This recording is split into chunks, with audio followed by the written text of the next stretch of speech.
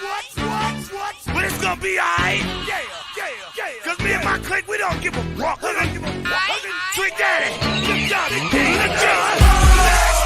If you know that you can get it, let me know. I'm about to break this thing up. Let's go. If you know that you can get it, let me know. I'm about to break this thing up. If you want some, come get some. Ladies and gentlemen, welcome to FTW Future Focus post WrestleMania edition. I am your not so humble correspondent, Robert Black, and we have the entire FTW crew with us today.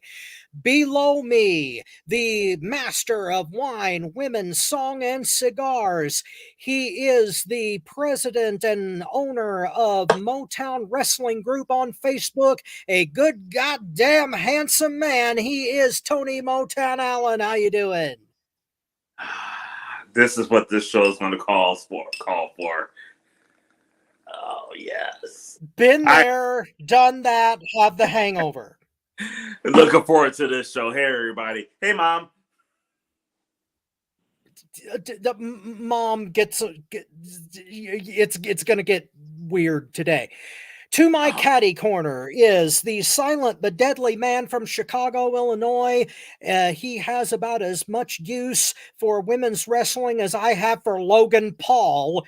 He is Marvelous Marcus Buckley. How you doing, man? All right.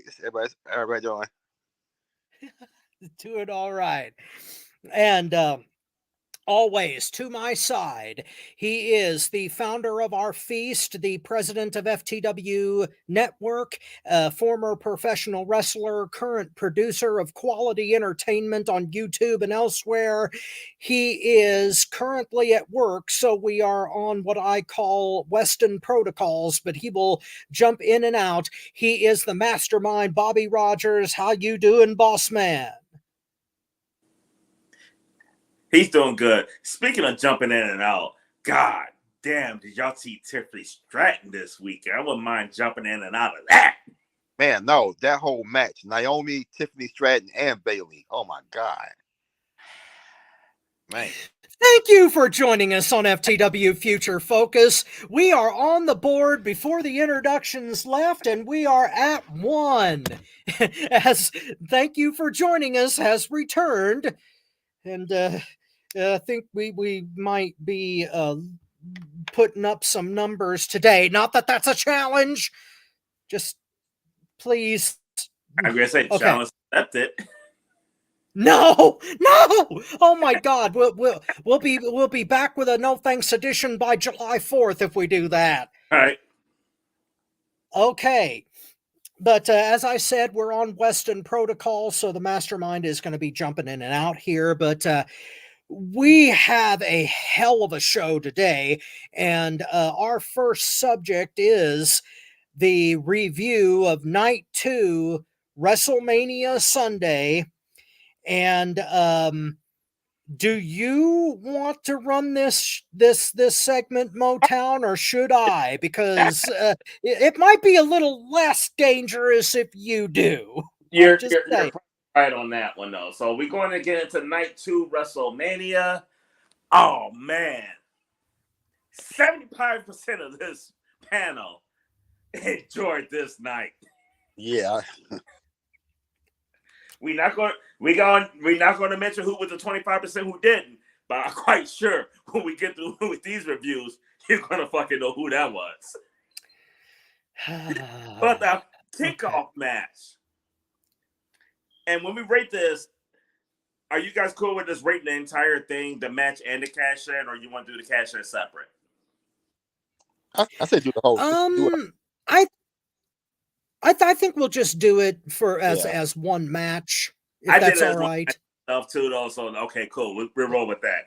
But we have Drew McIntyre challenging the World Heavyweight Champion Seth freaking Rollins. We're gonna let Rob simmer a little bit on this one. Also, we're gonna kick it off with Marcus first. Okay. I gave this a 3. The match was okay. The match itself was I thought it was decent. Both the guys are good workers. This is like our third time seeing this match. So I thought for the match itself it was pretty good. Drew pretty much beat the shit out of Seth overall, and I'm mad at myself that I forgot that Punk was going to be on commentary because my prediction would have been different if I had remembered that. But be that as it may, I thought Punk was actually good on commentary, and we'll talk more about the commentary later. Cause I think I'm gonna be the odd man out on that one later on in the show. But I thought Punk was good on commentary, so the match itself I thought was okay, but I thought the cash in was great.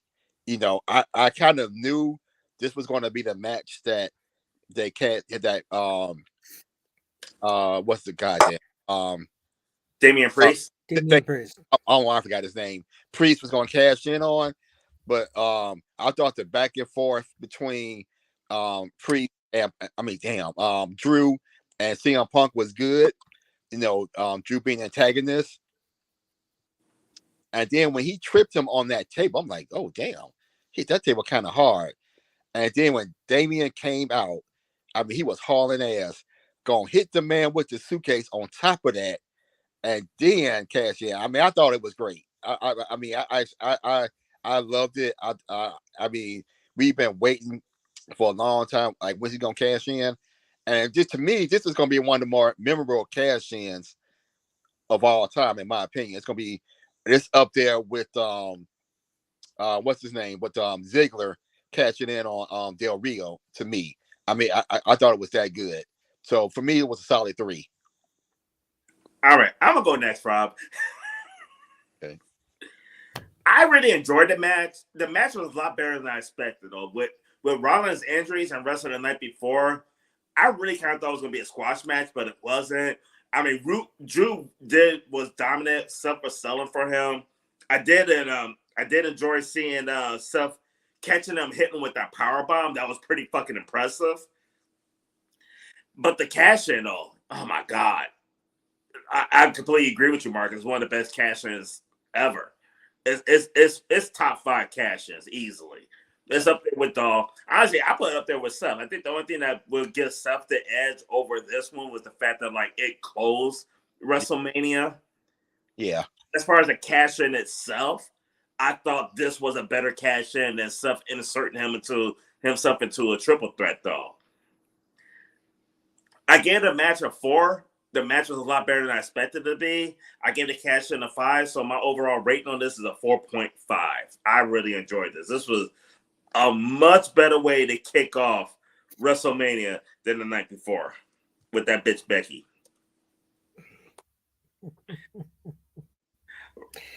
All right, Rob. Okay. Yours. All right. I fell in the middle on this one. I gave it 3 1/4. Okay. We've seen this match before. Yeah. Which didn't do it any favors, but Rollins selling the injuries of the night before worked to a T. McIntyre looked better than he ever had previously.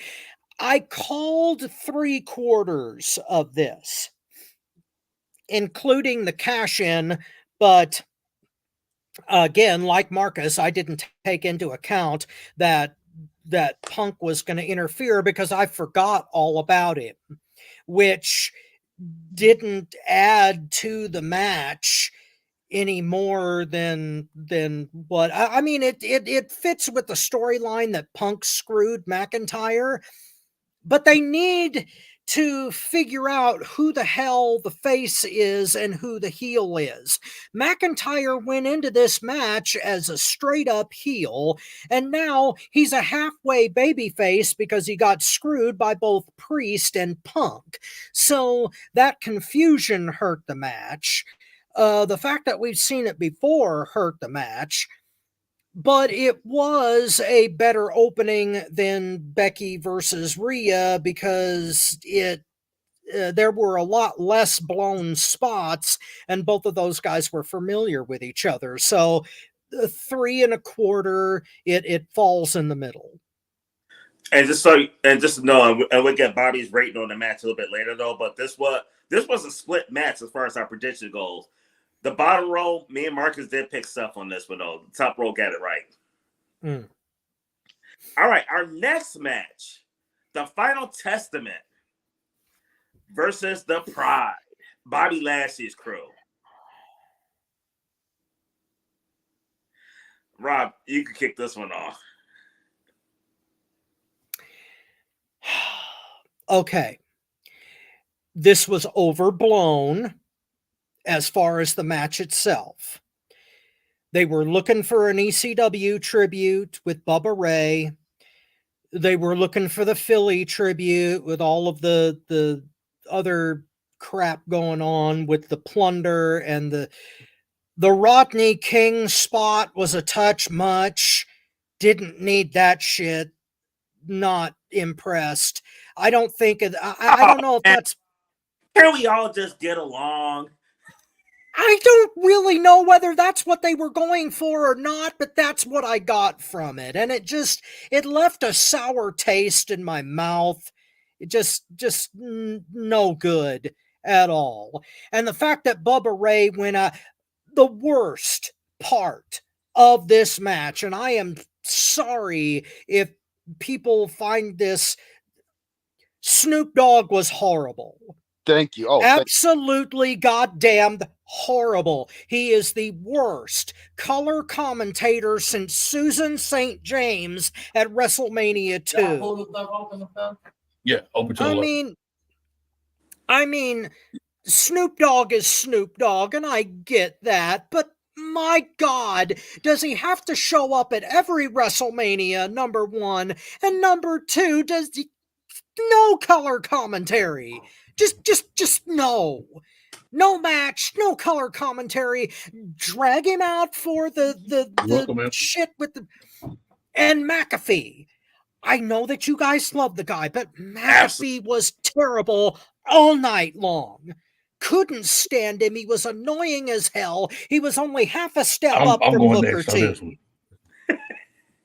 Just the match itself was just there. It was full of plunder. It was basically just there to act extreme without being extreme, and too many callbacks, Bubba Ray, all of that crap. 2.5. That's the best I can do. All right, Bobby, before you talk about this match, why don't you give us a rating on Seth and Drew? That was a 4. It was beautiful. Yes. CM Punk made Drew McIntyre look like Jack Perry. That's all I'm going to say. That was just beautiful. Oh. All right, and what's your take on We'll discuss that next week. We'll discuss that next week. Now, the ECW tribute, I got to give it a 2.5. And it wasn't same as so mine. It wasn't so much, but mine is for the total opposite reason of yours. You're talking about Snoop Dogg. I love Snoop's commentary. Snoop's commentary made me think of when I was little. And Mama was talking to me, and she was getting in that ass. Yeah, that's I love that commentary. And I love McAfee's commentary. I didn't like the wrestling though, because I understand you want to tribute ECW since you're in Philadelphia, but I thought they could have been a little bit more organized, a little bit more timely in the things that they did. The thing that made ECW special was, even though they did do the crazy stuff with the furniture that I didn't necessarily agree with all the time, at least it was timely. At least it made sense and timely through the match. This was like, okay, we see how they did it. Let's try to replicate it. But guess what? We can't quite replicate it because we're not used to doing that. And you saw that throughout that whole match. But other than that, the commentary and stuff was what got me to a 2.5. Because that was on point. I loved it. It was different type of commentary.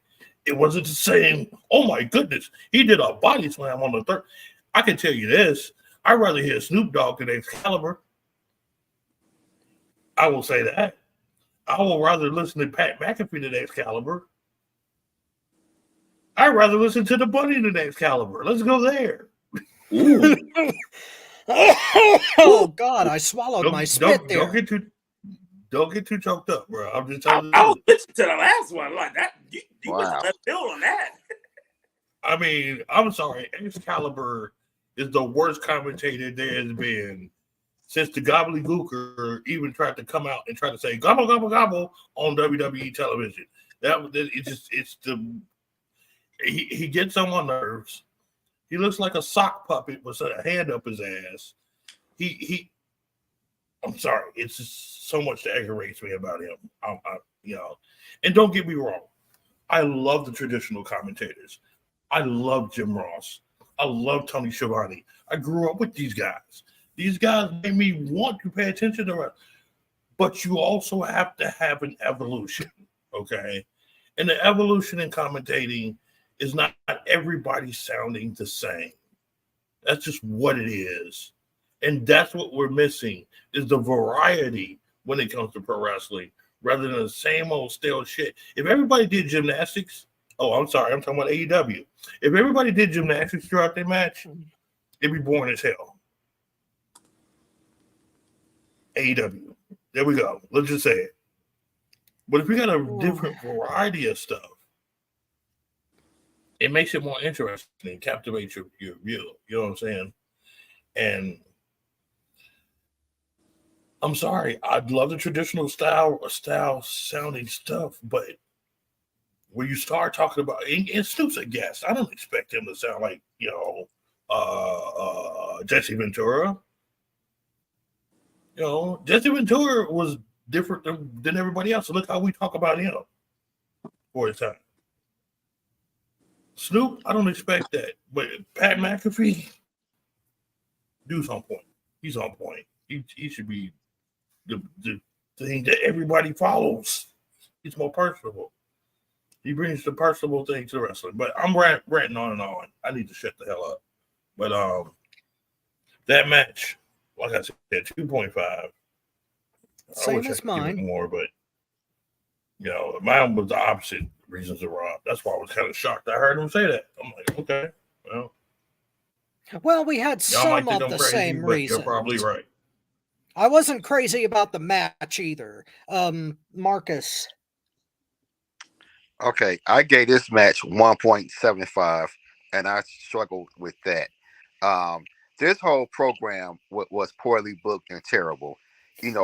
Both these factions came into this match when they started just being heels, and they were newly formed heels, which was why I was really surprised that they put them together, because it's like, okay, who's going to go over when this program ends? They both just forming, and they both kind of need to push.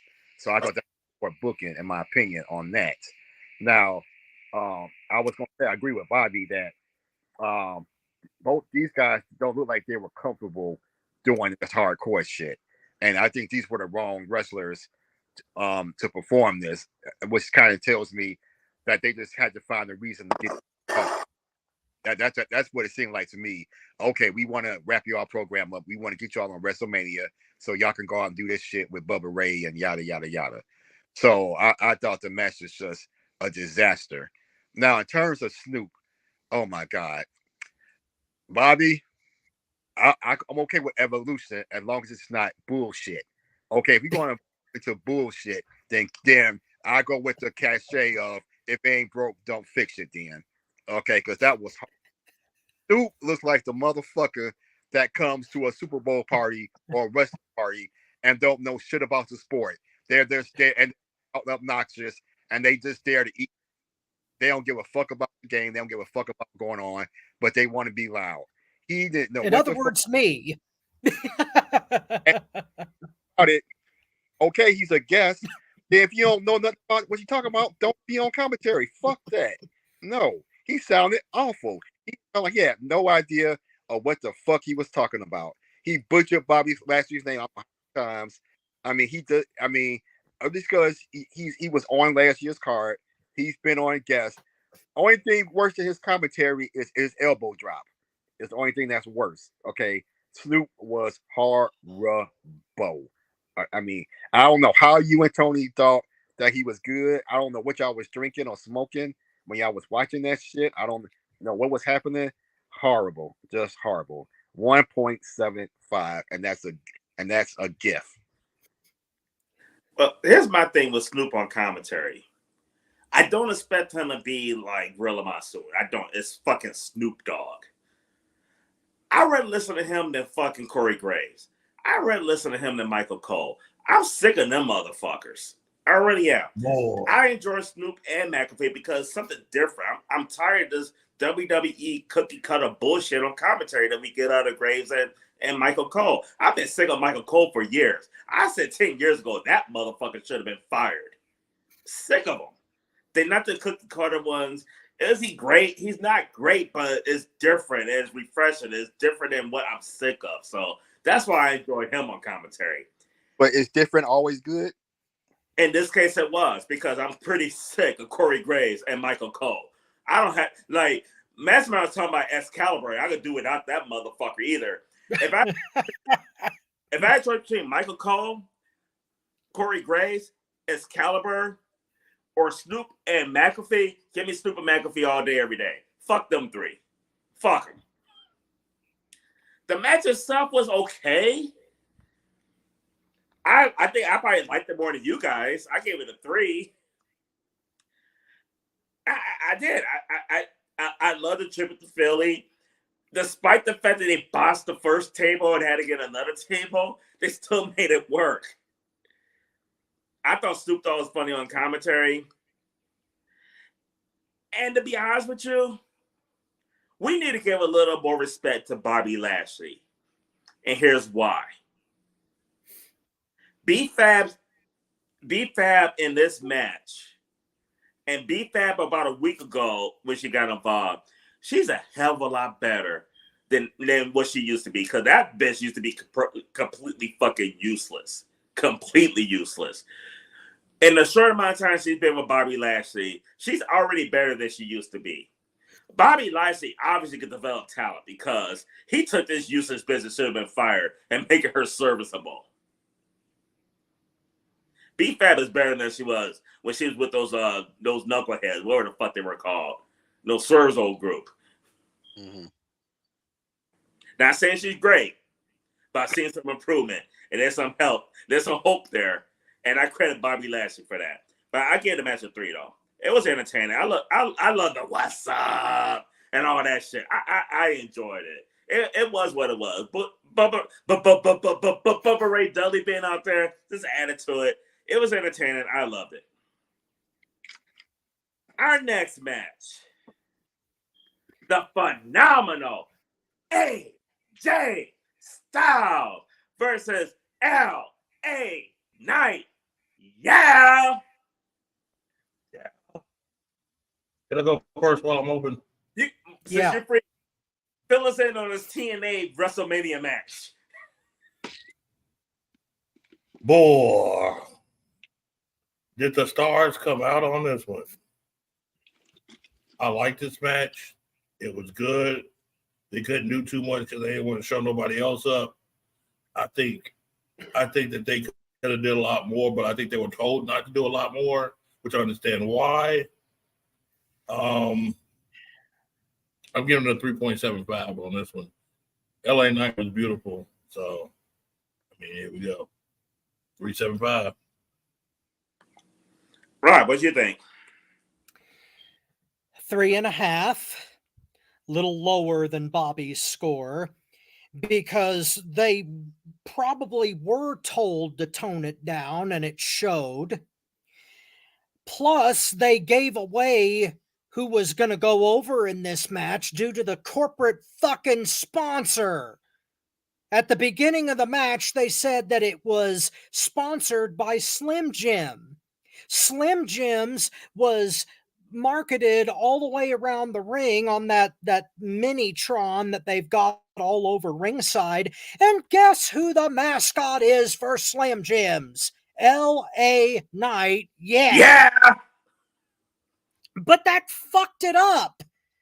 that gave away who was going over. Not that anybody really thought that AJ was going over, because you know he's coming up on his last legs here, and he's made it clear that he's getting tired. And yeah, but it's still the way that they have botched LA Knight and are trying to make up for it now is, like I said in my solo video with the Simon Cowell challenge, it's kind of like trying to make lemonade out of piss. And they have screwed that up so much that LA Knight has become a caricature of himself.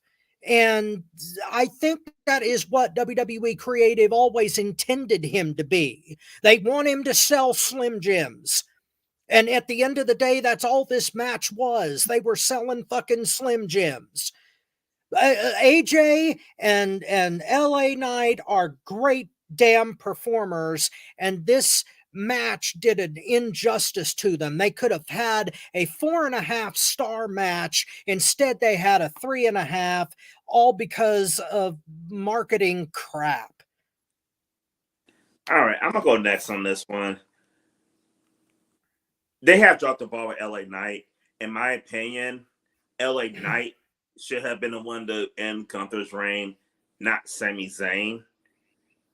Because LA Knight was red hot, ready for the main event status, ready for the world title picture. One knock you have against them is he hasn't had that mid-title reign.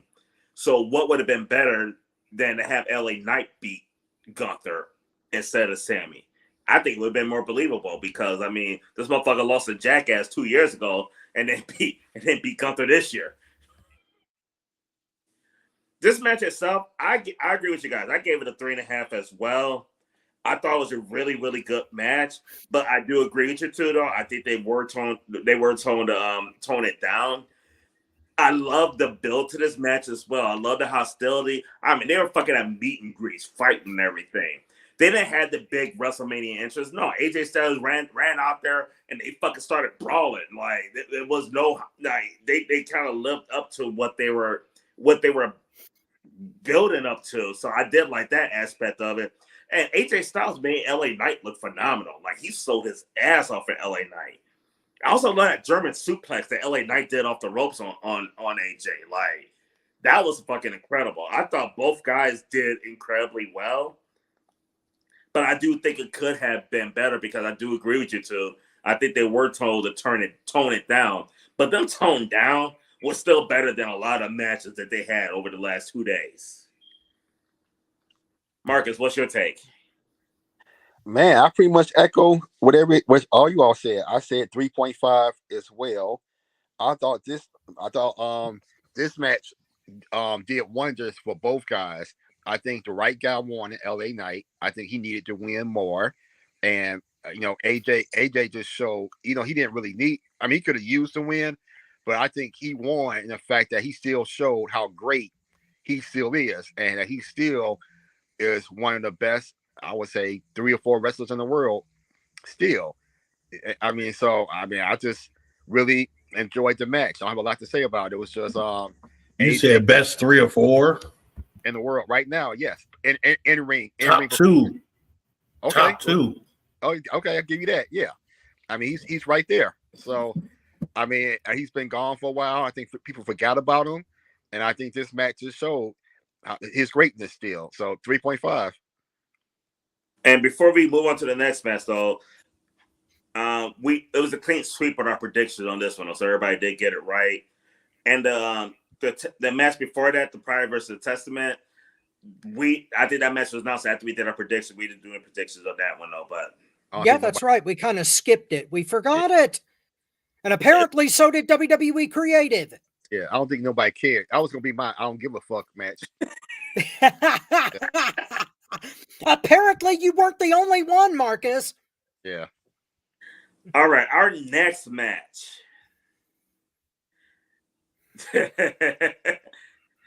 Yeah, Rob, you are going to take lead on this one. You definitely take a lead on this match. The Legend Killer, Randy Orton, the Viper, versus KO Mania, Kevin Owens, after being pumped up by his Philly brother Sami Zayn, against Logan freaking Paul Rock. Tell us how much you love this match.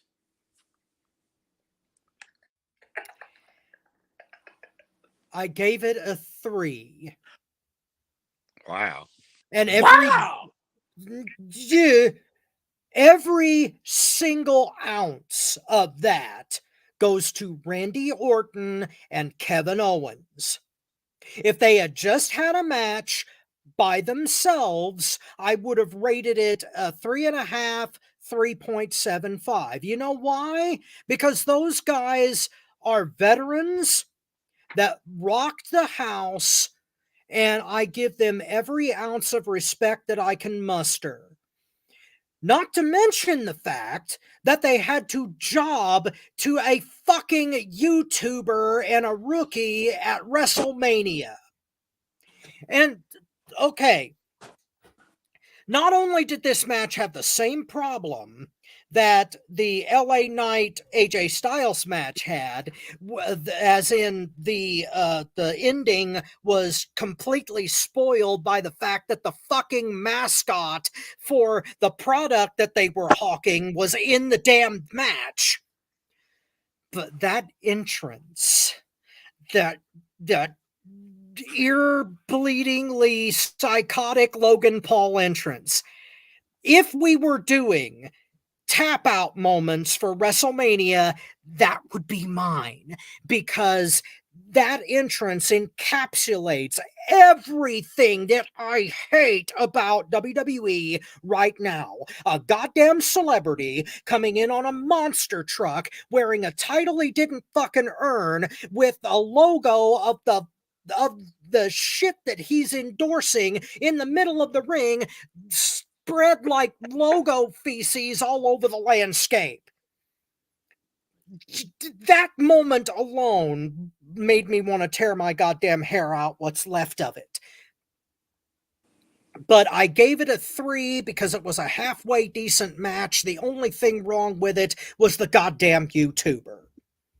And I better stop before Mr. No Fun has a heart attack and pisses off the whole internet. I think Bobby's gonna be next, but as we go to Bobby, I'm about to crack a little something. Yeah, I want to crack a little something. Unfortunately, all I got's wine, and I can't handle that right now. But Bobby, please eviscerate me. Wow.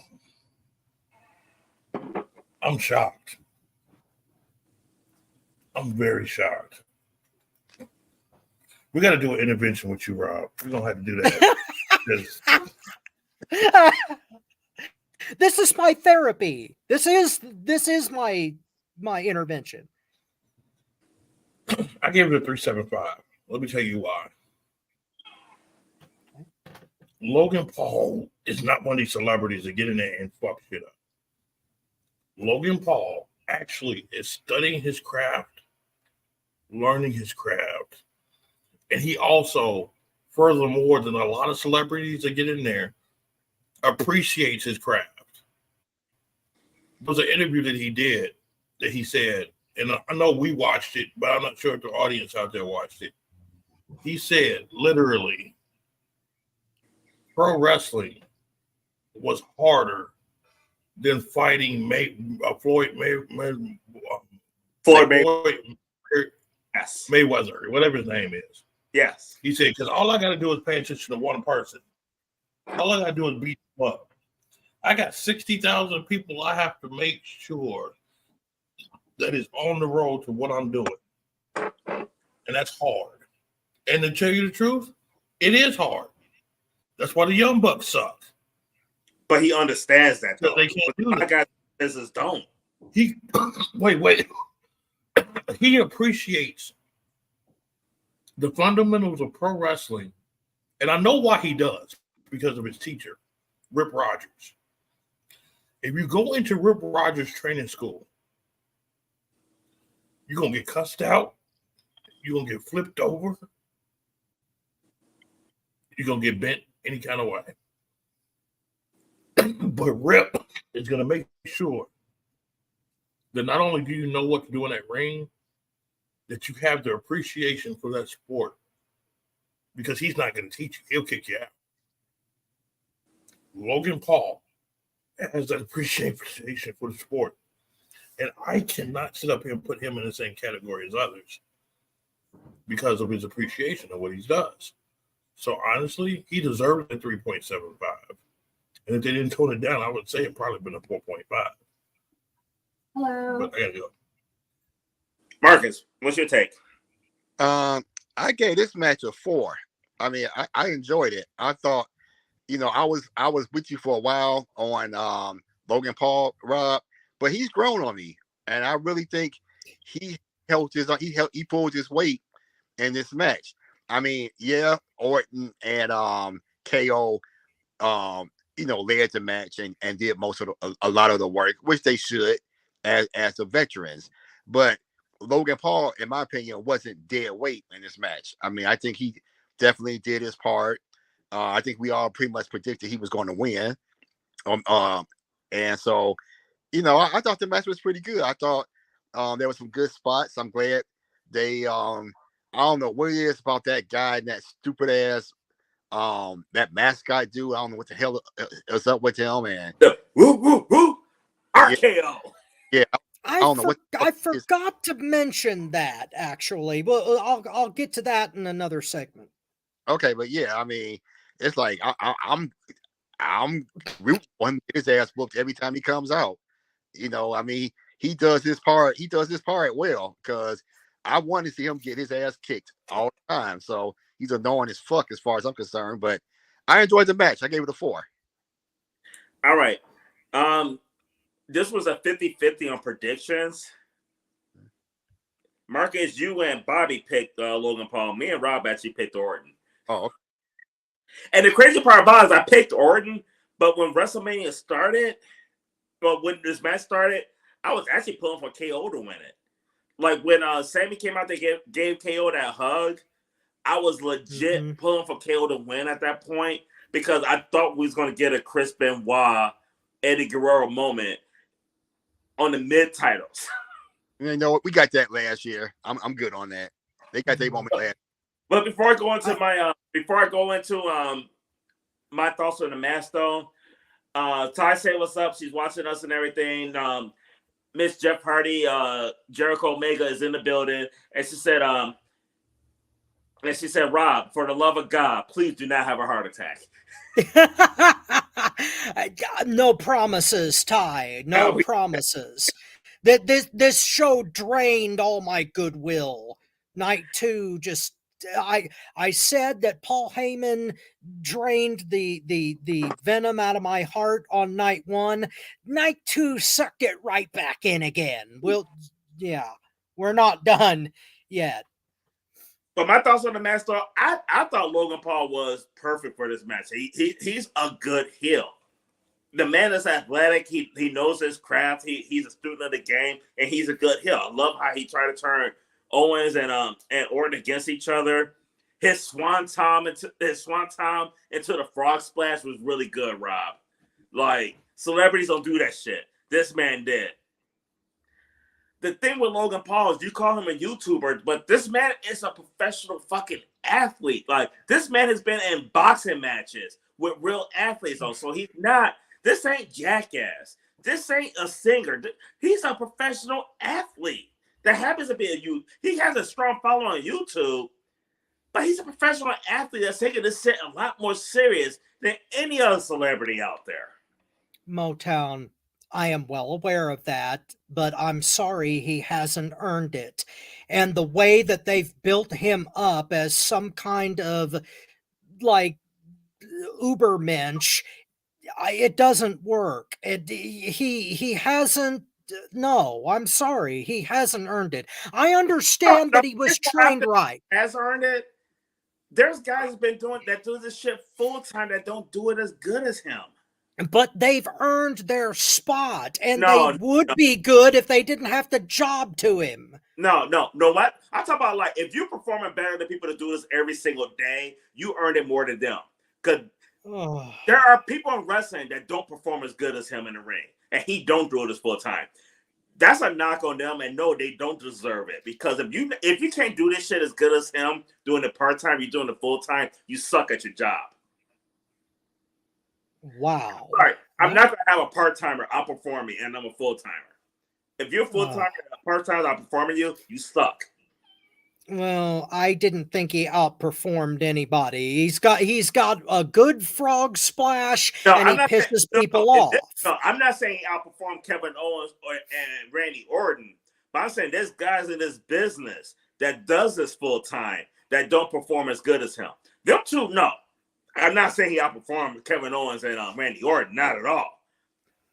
But Logan Paul is better than a lot of the people on the roster right now as far as in-ring performance. But I give this match a 4. I'm with Marcus on this one. I thought this match was really good, and I give it a 4. All right. Well, this is an opinion show, and you're entitled. Makes the Young Bucks look like cheerleaders.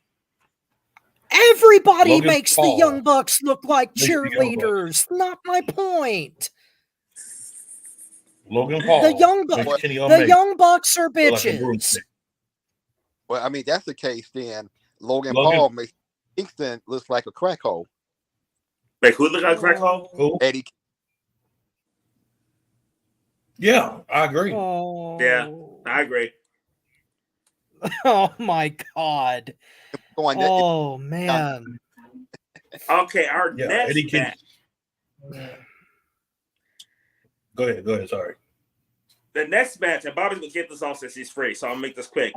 Io Sky, the women's champion, versus Bayley. Bobby, give your take. Beautiful women's wrestling. This was beautiful. I love when the women go in there and throw it down, and they did. I think they could have did better, but they threw it down. Bye. I'm torn between a 4 and a 3.75. I'm just gonna give it a 3.75. Bayley is just. I loved her entrance. I love the way she looked. I love the way she. Oh God, yes, Bayley, go Bayley. Io Sky did her thing, but I'm sorry, I don't think she's ready for a championship yet. They got to bring that persona out a little bit more for her to be a heel champion. And the only thing I'm scared of is they tried it with Io Sky right now, and they're gonna go away from it instead of developing her more and coming back to it.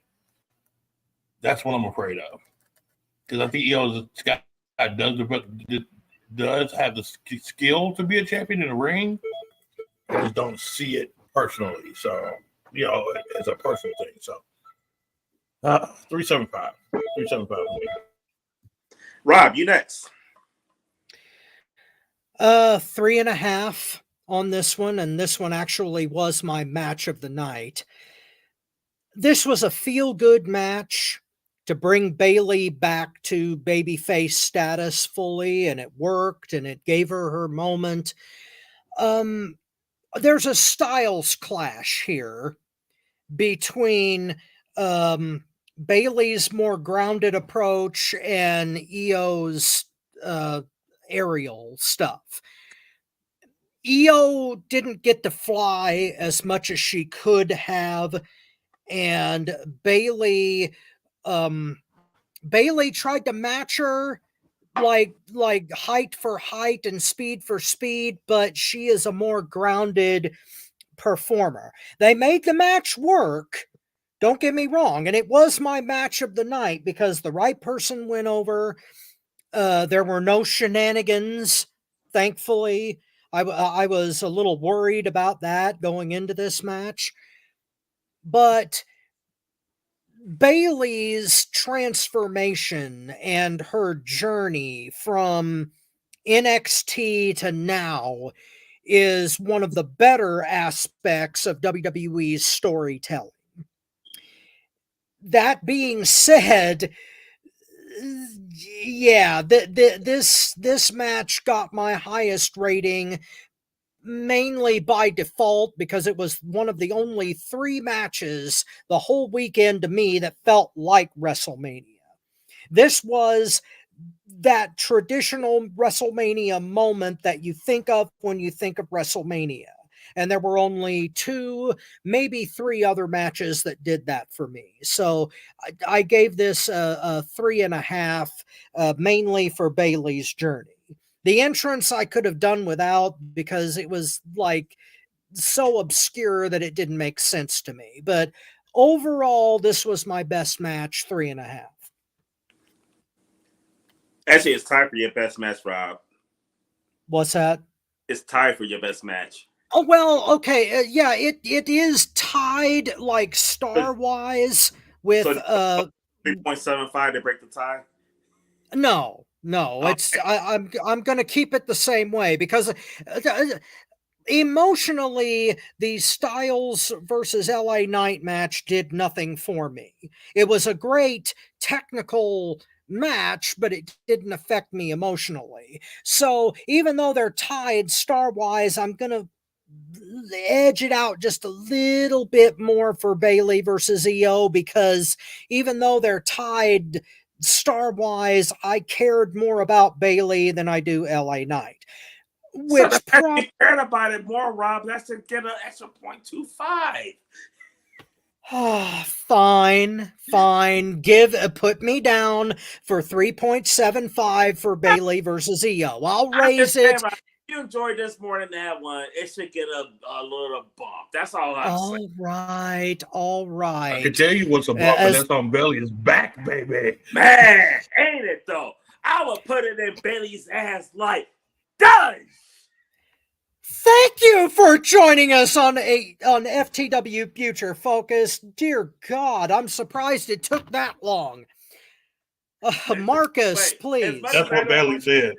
It took that bitch to get us there.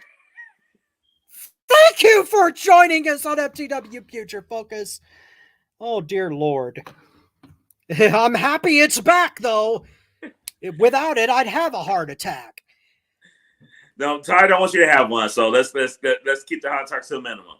Marcus, no promises. You know, I'm really surprised right now at you guys. Tony, hope your mom is listening. She gonna like this. I gave this match 4.25. I really enjoyed the match. I mean, this match to me showed how great Bayley is, and this shows how even in this new era that they're talking about, this just still shows that if you can't speak English, if you don't have mic skills, you're not going to get over in a WWE. And that's what happened with EO Sky. EO is great, but this has been a lackluster ass title run for her. I mean, I think this is only her third defense of the title. I think I almost forgot she was champion, but at the same time, she is a great wrestler. I mean, she's really good, and these two showed out this match. I mean, I'm watching this match, and except for Bayley's ass, I forgot they were women. I mean, that's just how good they performed. I mean, I really enjoyed the match. I mean, I don't know. I mean, what else to say? I mean, I mean, no one carried the other. They both pulled their weight. I mean, there was, unlike the other title match, I really didn't see any botches or nothing like that. I mean, I'm like, damn, I can't really find no faults or nothing to ding this match for. I mean, 4.25. I really enjoyed it. I am in so much shock I can't even do thank you for joining us. That I legitimately almost had a heart attack there from that rating. That was Marcus, I salute you. Holy, I'm surprised you guys didn't score higher. I'm surprised. All right, before I get my review, in live chat, my mom chimed in, Marcus. She said, "Yippee!" Yeah. Good old mom. Thank you, dear. That's why I started laughing when I read that, though. Mama Motown, thank you for being here for us. That was a historic event. Mm-hmm. I went last purposely because I thought I was going to give this the highest rating. And I thought I was going to shock the fuck out of you guys because y'all know how I feel about that fucking bitch Bayley. But just like Marcus, I gave it a 4.25. Mm-hmm. I gave a Bailey match a 4.25. I gave a women's match period 4.25. So I can't stand that bitch. I love Io Sky. Absolutely love Io Sky. I love her. Since she was in that gauntlet match of Pentagon and Lucha Underground, and she actually beat Penta in that match. She's a phenomenal talent, but unfortunately, Marcus is absolutely right. Especially in WWE, you don't speak good English, you're not getting over. It don't matter how talented you are, it ain't gonna happen. But she's had a reign since SummerSlam. Not the greatest reign, but I'm impressed she had the title that long. I'm impressed they were kept it on her as long as they did. Because come on, we all know WWE with the Joshis. I'm surprised she didn't lose that shit the next month in Night of Champions and where the fuck the next pay-per-view was. Mm-hmm. I do think Io Sky kind of dumbed me down for this match to compliment Bailey, but I thought the chemistry between these two women was really good. I gave this 2.25, and this ain't one of those Io got 4 and Bailey got point. No, they both earned this. I like the chemistry with them in that ring. They reminded me. I think they worked a lot together in Damage Control, in the performance or whatever, though, because they seem to complement each other well and look really good together, though, in my opinion. Yeah, I think Bobby is right, though, and Marcus as well. It is a damn shame that because English is not her first language, that Io Shirai is probably going to end up being pushed onto the back burner because she is a talented professional wrestler and deserves respect because she's earned it through years of hard work. Let me say this very quick while I'm free, because I've been listening to y'all. This is the thing that makes me mad, and this is what gets me mad at WWE Creative. One of the few things right now that does. You can actually use that to your advantage. She would have to be a heel. Well, actually, no, she could be a face and do it. But you can use that to your advantage. Why aren't you using that to your advantage? You only did a couple of clips that made sense, and it just went out the window, and it's sad. So I got to get back to work. Because it's I've said it before, and I'll say it again. Mastermind Bobby Rogers needs to be the pencil of WWE. I think I would enjoy the product infinitely more. The one thing I would add about this match that I really loved was Io Sky's counter to the belly to belly. I thought that her counter was really good. That counter showed me they just complement each other so well. And I'm gonna give another compliment to that bitch Bailey. It almost pains me to say this, but I think about that ass, and it makes it even easier for me to say this though. But here's what I gotta say about Bailey and her finisher. Outside of Magnum TA, I don't think anybody performs a better belly-to-belly suplex than Bailey. Outside of Magnum. All right. Okay, I'll take that. But thank you for joining us on FTW Future Focus. That one's a cumulative because we yada over a few comments. But you know, Rob, though, when you get that much ass behind you developing that belly-to-belly suplex, oh my God. The only move I'd rather have is the rear end. Thank you for joining us on FTW. I'm sorry, Rob. Naomi could throw that ass in my face any day of the week and twice on Sundays. Well, you know what? As much as I love Naomi, I think I'll take what was that thing Rhea did to Nia Jax? Oh, when she did the stink face? Oh my God, yes. Take that from Naomi. Yes. Thank you for joining us on FTW Future Focus. We're getting off to a healthy start here. Oh, good God. I'm thinking of something healthy. Very healthy. Yeah. You talk about some protein. Mm-hmm. Man. Yes. Thank you for joining us on FTW Future Focus. That was skating toward the edge there, but okay. And no, that was a shoot. We all predicted Bailey on that. Yeah. That was a shoot. That was a shoot. A literal shoot. Oh, dear God. All right. Now we're going to move on to our final match of the night. The main event. Roman Reigns versus Cody Rhodes. Since Bobby's not available for this one, I'm going to kick this one off. Oh, you are? Go ahead. Hold on, wait. What's the highest we can go? 5. Damn. I can't go 8. You can't go 8. No. You can tell me 8. I'm gonna put down 5. How about 7? You can tell me 7. I'm gonna put you down for 5. Okay, let's go 12. All right, cool. Bobby said 12, so that's a 5. I've been infected by Dave Meltzer on this match, and let me tell you why. I'm sorry. Everything you wanted in a wrestling match to come to a conclusion with a big story like this happened. Every element was checked off the box. The afterbirth, to where everybody was celebrating, checked off the box. The Undertaker coming back, choke slamming The Rock, that was a surprise within itself. Let alone Baldy Locks come. Oh, I'm sorry, John Cena coming. You know, I mean, this had the elements. And I don't know, Triple H and Cody and all of them got together and wrote this together. I don't know if this was Paul Heyman. I don't know if it was nobody else but one person. Whoever did this needs a raise. This is how you tell a story. This is how you end a story. And this is one of the most beautiful matches that they have done in a very long time.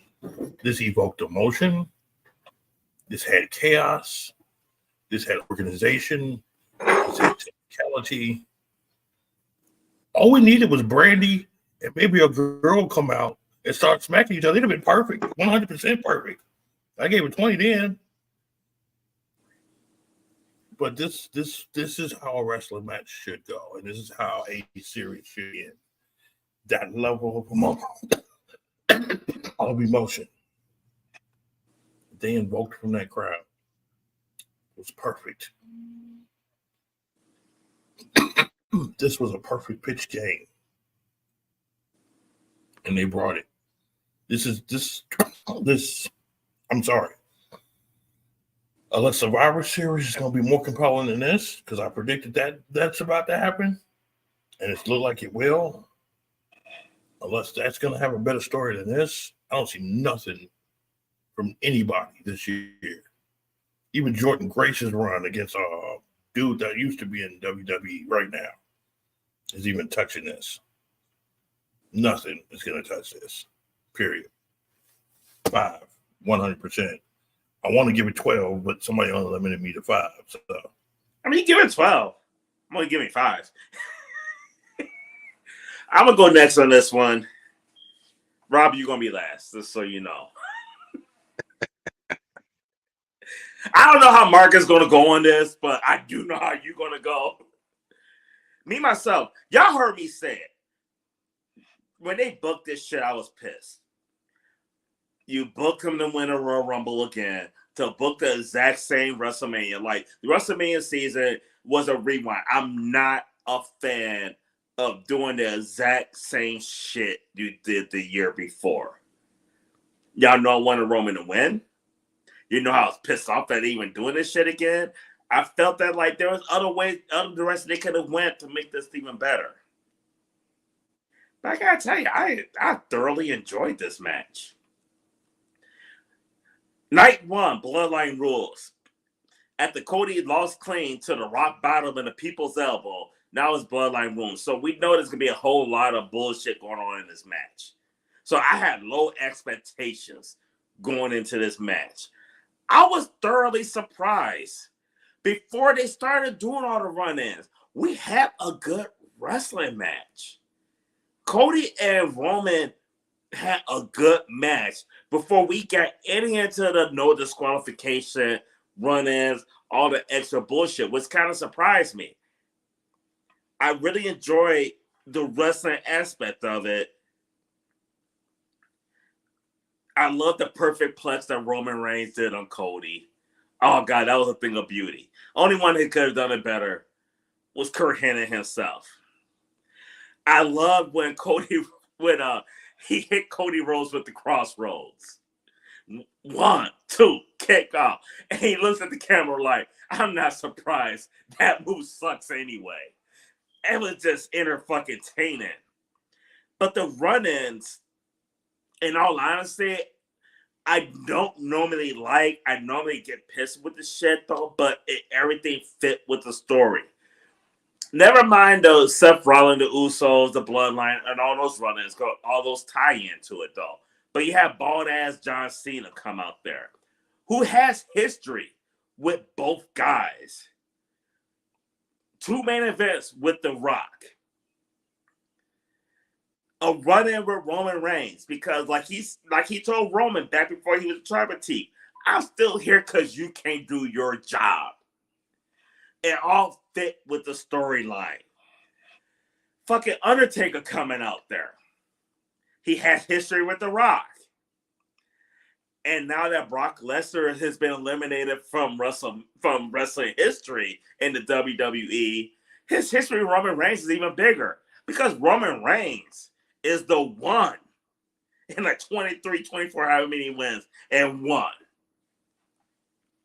I completely enjoyed this. I really did. I was surprised that I enjoyed it as much as I did. The chair shot to Seth freaking Rollins was a fucking MVP of WrestleMania weekend, in my opinion. He said he's going to be his Shield. He came out to the Shield music. Roman Reigns got the chair. Instead of using it on Cody, he used it on Seth. Payback to 10 years ago. Going back to that story that they told 10 years ago. Absolutely fucking love it. I hate the fact that Roman lost. I had the calendar marked in my circled. If you're watching, Andre, that's my boss. If you're watching, I'm not going to need September 12th off now, apparently, because I was taking September 12th off for work and celebrate Roman Reigns passing that fucking bitch, Hulk Hogan, for one of the longest reigns in wrestling history.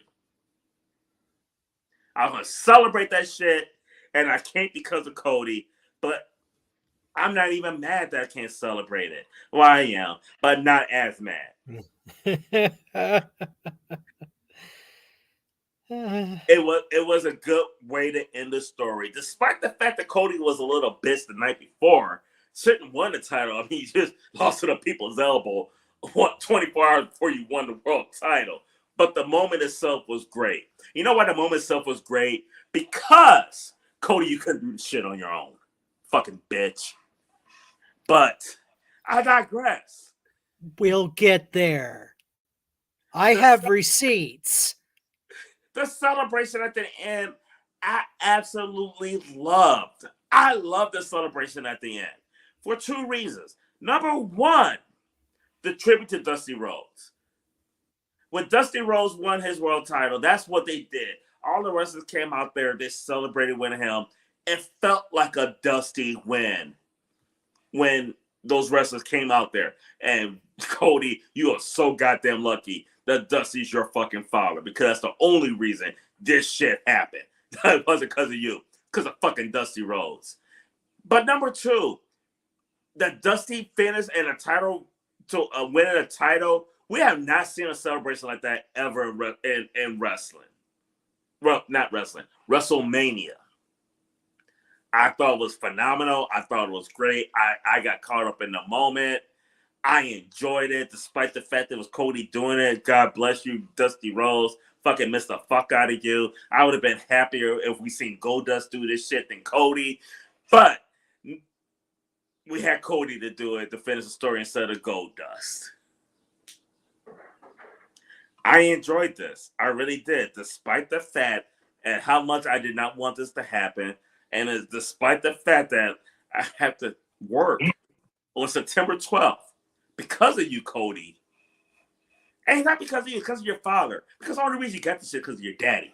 Had nothing to do with you. It's your daddy. Dusty got you a 5. Gave you a 5 as well. Thank you, Dusty.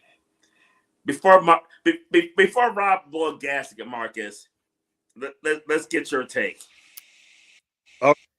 I gave it a 5 as well.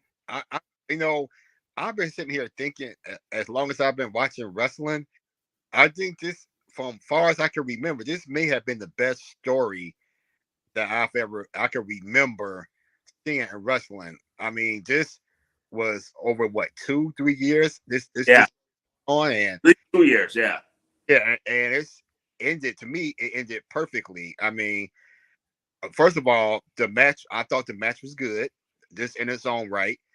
Like you, Tony, before it started, good match, and the run-ins were perfectly placed, perfectly timed. I mean, you extended the thing with the brothers. You ended, okay. Then Cena came out. He got his get back against Solo, so they wrapped that up. Yeah. You're right. You wrapped that up, and then I love the fact that I think WWE tried to get Austin instead of the Undertaker for that spot, but I guess for whatever reason they couldn't get Austin. So the Undertaker, well, yeah, I'm sure, uh, but Undertaker being there was a nice surprise, and with Seth, bringing back the Shield gimmick, and now you can have Roman say, "Yeah, I could have got you, Seth, but I made the mistake and I went after Seth instead." And he went back to that story. I thought was great. Now with the end, I looked at it a little bit differently than you did, Tony. I didn't really look at it as the Dusty send off when he won a title. I looked at it as this was kind of like the exclamation point on the story, where if you remember, all those baby faces in the ring, they couldn't beat Roman. All of them tried. All of them tried to end the bloodline, and yet you did it, Cody. So we came out to celebrate you. That's how I looked at it. Now it may have been Right. It's like Dusty won it because all the baby faces came out and celebrated Dusty when he won it because none of them could beat Ric Flair. Right, that's what I'm saying. It might be the same thing, but I wasn't thinking of Dusty, that I wasn't thinking of Dusty when I saw that. But I mean, I love that, and the final thing I loved also. God damn, Brandy looked good. Oh man, god damn, didn't she? Man, that's a fine piece of brown sugar right there. I swear to God. I'm like, damn, Cody, you are lucky. Oh, motherfucker, getting it. God damn. But all in all, I know Rob is making me a little nervous. But I gave it a 5. Before Rob go, I'm gonna throw this out there, and I'm kind of nervous because this might be throwing some gasoline on the fire. I think this was one of the top 5 WrestleMania main events or WrestleManias in history, but for me personally, top 3. Got Hogan Andre up there, WrestleMania 3. And as much as I hate Hogan, I got them up there for WrestleMania, for main events, for impacts. WrestleMania 17 is still by far one of my best WrestleManias ever. But this right here is up there with them. It's in my top 3, but I think you could argue top 5. Most of us could argue top 5. Not Rob, but most of us argue top 5. The way they did this shit. Okay. Take the chain off. Go ahead, Rob. Ooh, I'm a little nervous. So we do a thank you for joining us before you start, or you want to wait until you're finished? hold, just give me a. You know what? I got 9-1 on my other phone down. Hey. 0. Oh God. Nothing. Absolutely, positively 0 on this main. I rank this as one of the worst main events. 2 nights. 2 nights worth of the worst main events in WrestleMania history. And I'll tell you why. Wait, Rob, you get a tag match too. No shit. Oh, Yes, I gave. Yeah, I was being nice on night one, and I said that when we did the show. Oh my God. Let's do a little bit of a thought experiment here, okay? Go back to this match. Stop it right before Jimmy interferes. And then fast forward all the way to where the lights come up and Cody and Roman are back to doing their regular goddamn match again. That match, I gave a 2.5. Little bit better than the night before. Well, actually, it was much better than the night before. I was being nice because Paul Heyman softened my heart. Sorry, no. You unpause it at that point, you get a passable match for a SmackDown main event. Because we've seen this, you said it yourself, Tony. We saw this match last year, and it was almost the exact same damn match as last year. The only difference was it was no disqualification. Take out all of the interference, and you have a subpar match. Stick the rest of that shit in, and you have got a bullshit cash grab hijacking by the Attitude Era Seniors Tour. I was disgusted by that crap. And I don't. WWE has bullshitted everyone into believing that instead of the match paying off all of the build and setup, that the build to the match is the payoff, and it isn't. This match drove me absolutely insane. I don't want to see The Rock anymore. I have seen The Rock for 25 years, and I don't want to see him anymore. I don't want to see The Undertaker anymore. He does not belong in the ring. I started cussing at the television when that son of a bitch showed up. No disrespect to Mark Calloway in any way, but he's gone. He's retired. Stop showing up at WrestleMania. The end of the match.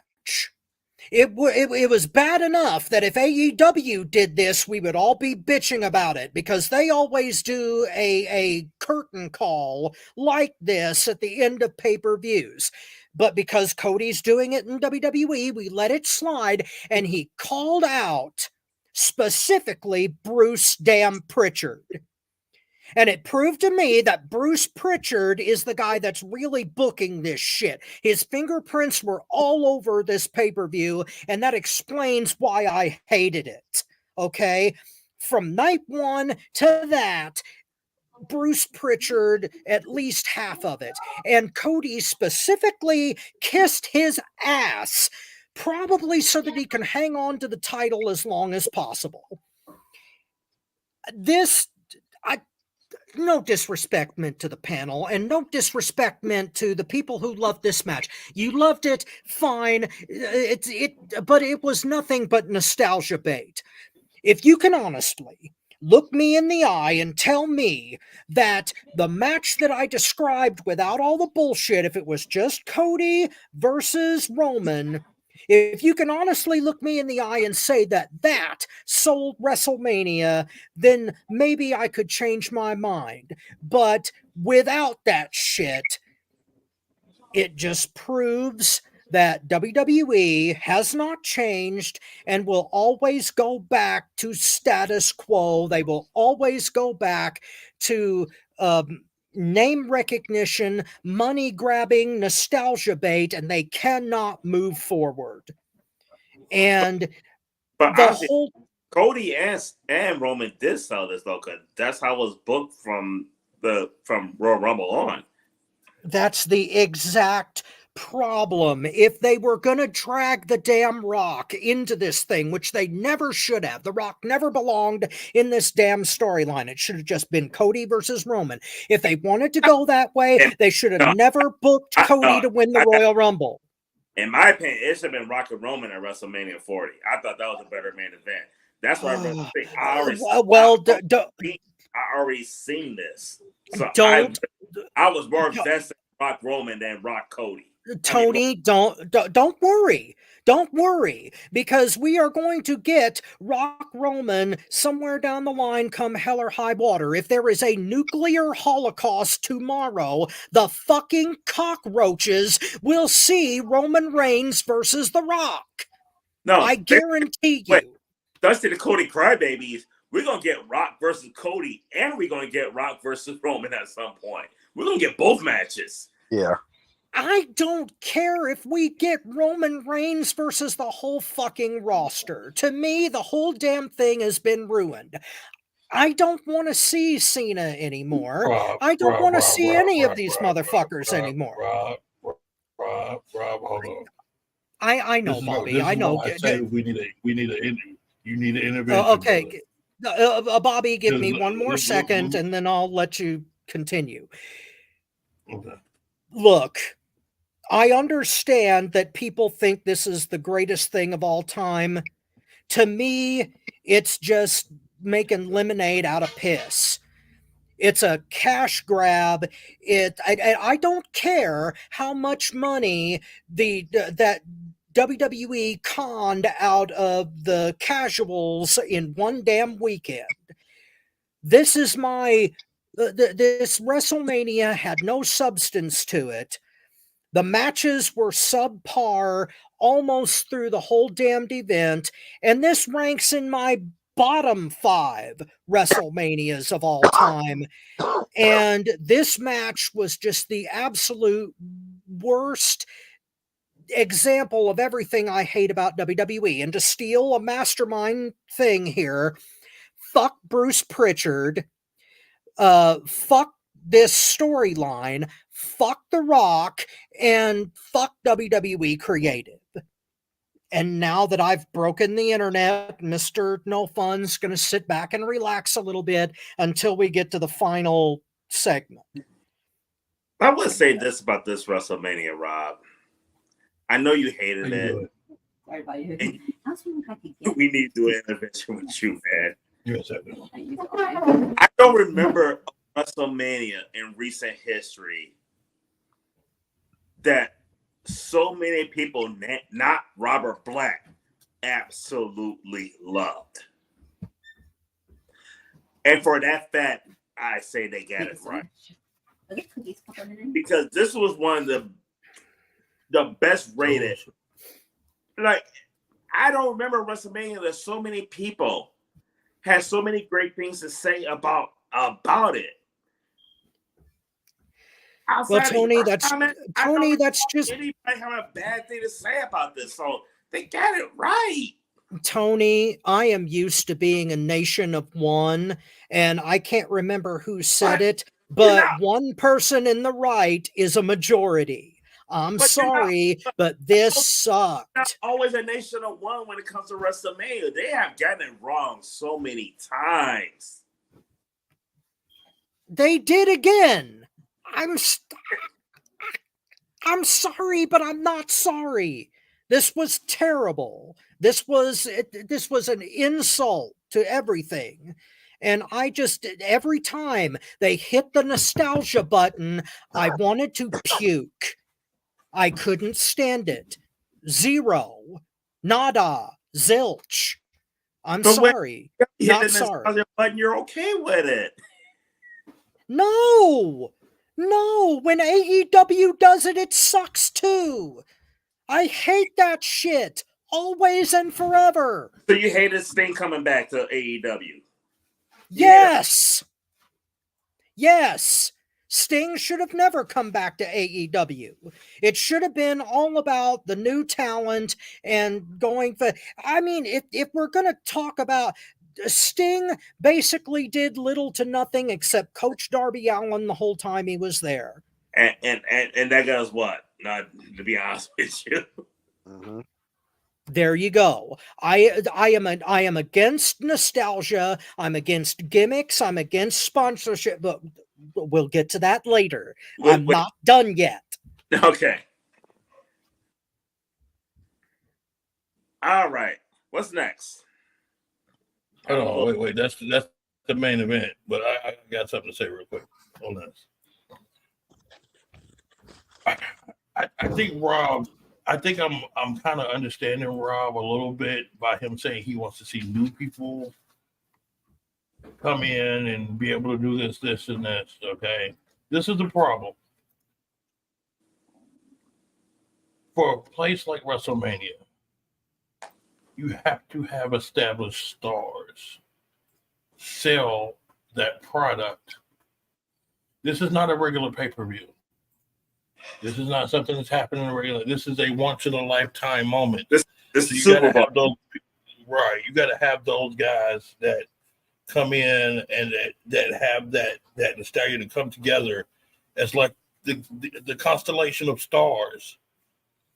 So while I understand Rob's point of you want younger stars to come up, I agree with that. But you also have to have a balance to where these superstars do come in and set that table to let the younger stars know where they need to be. And WrestleMania is the platform for that. I'm sorry.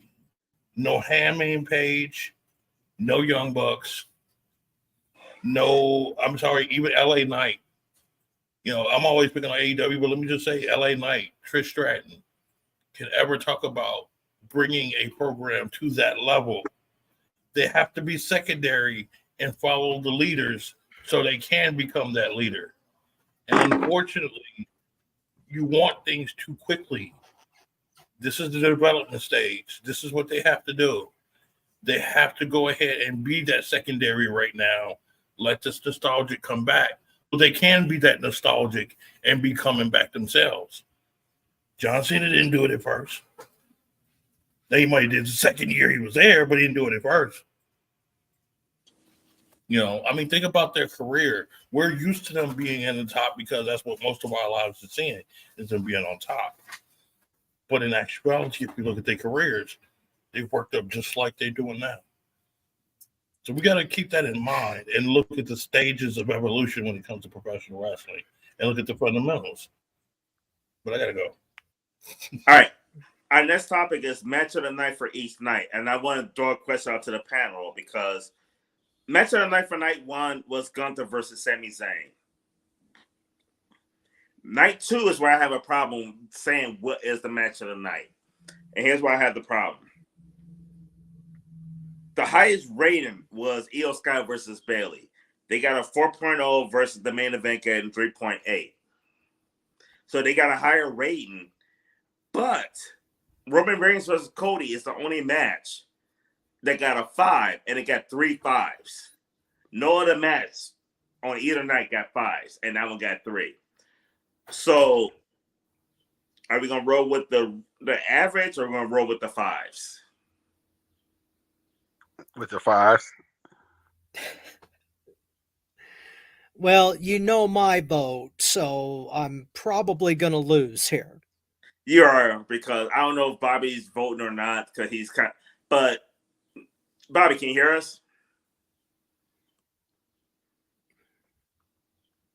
Okay. Probably not. Honestly, but 2 against 1 is still a win. Honestly, though, because honestly, Rob, I mean, Cody versus Roman got 3 5s. No other match got 5. So I got to lean with that as well for being match of night 2. Be my guest. It's not, believe it or not, this is not the first time that everyone in the world has disagreed with Robert Black. I'm just a stubborn son of a bitch, and you cannot change me. Oh, we're going.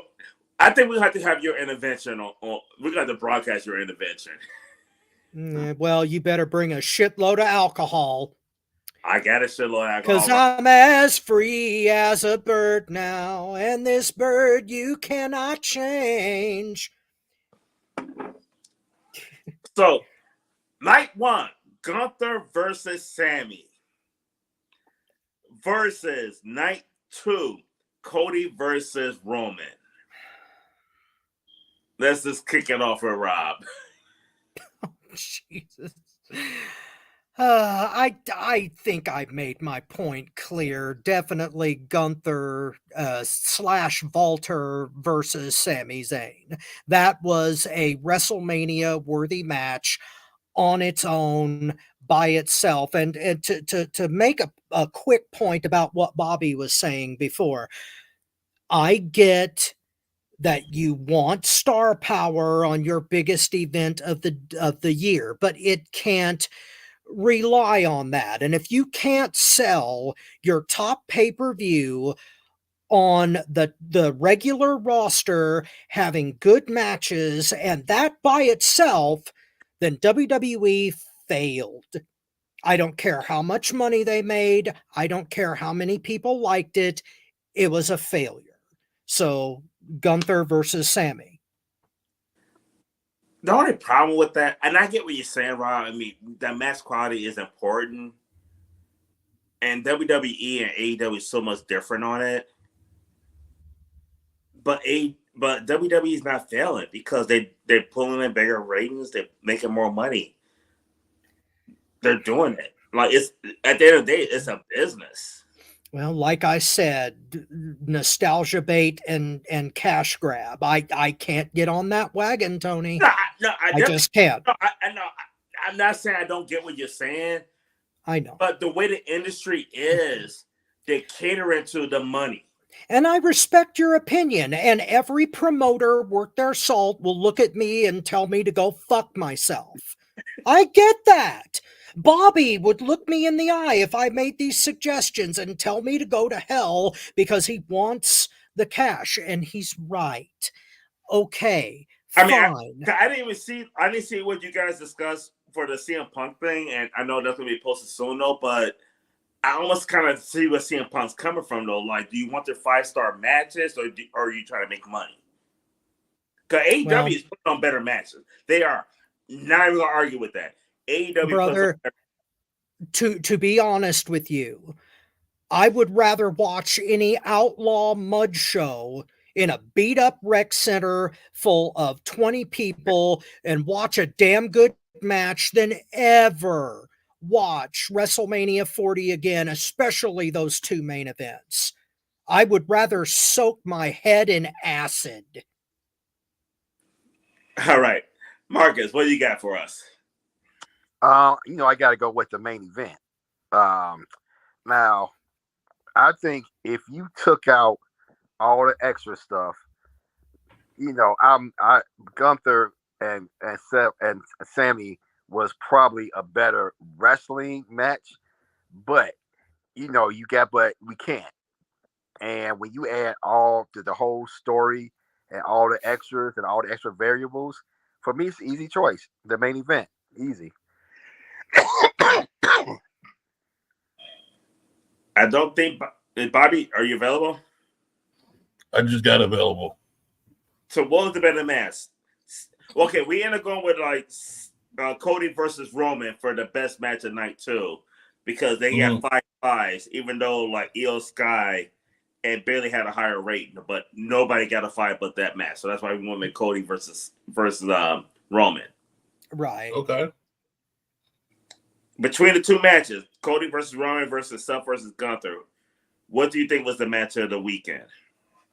Ooh.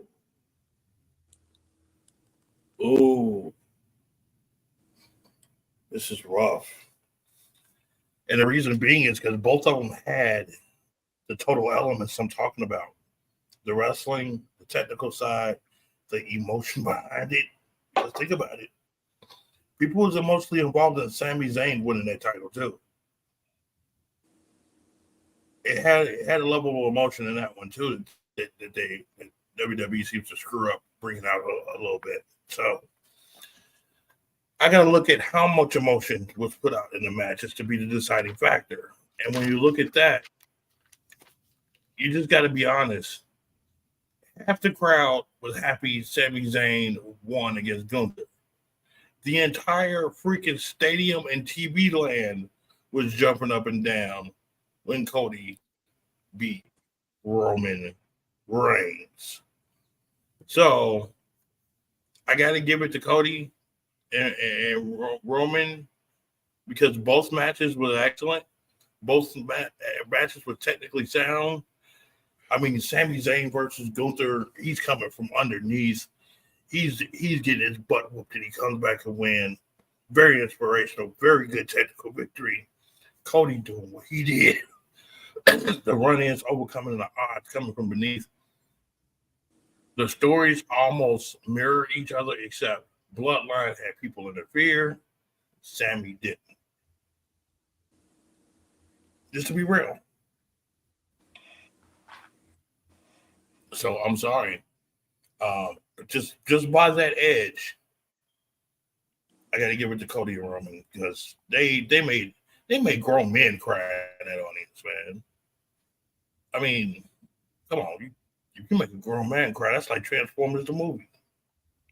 Well, they made me cry too, but it was for an entirely different reason. Let me specify something when I say that too.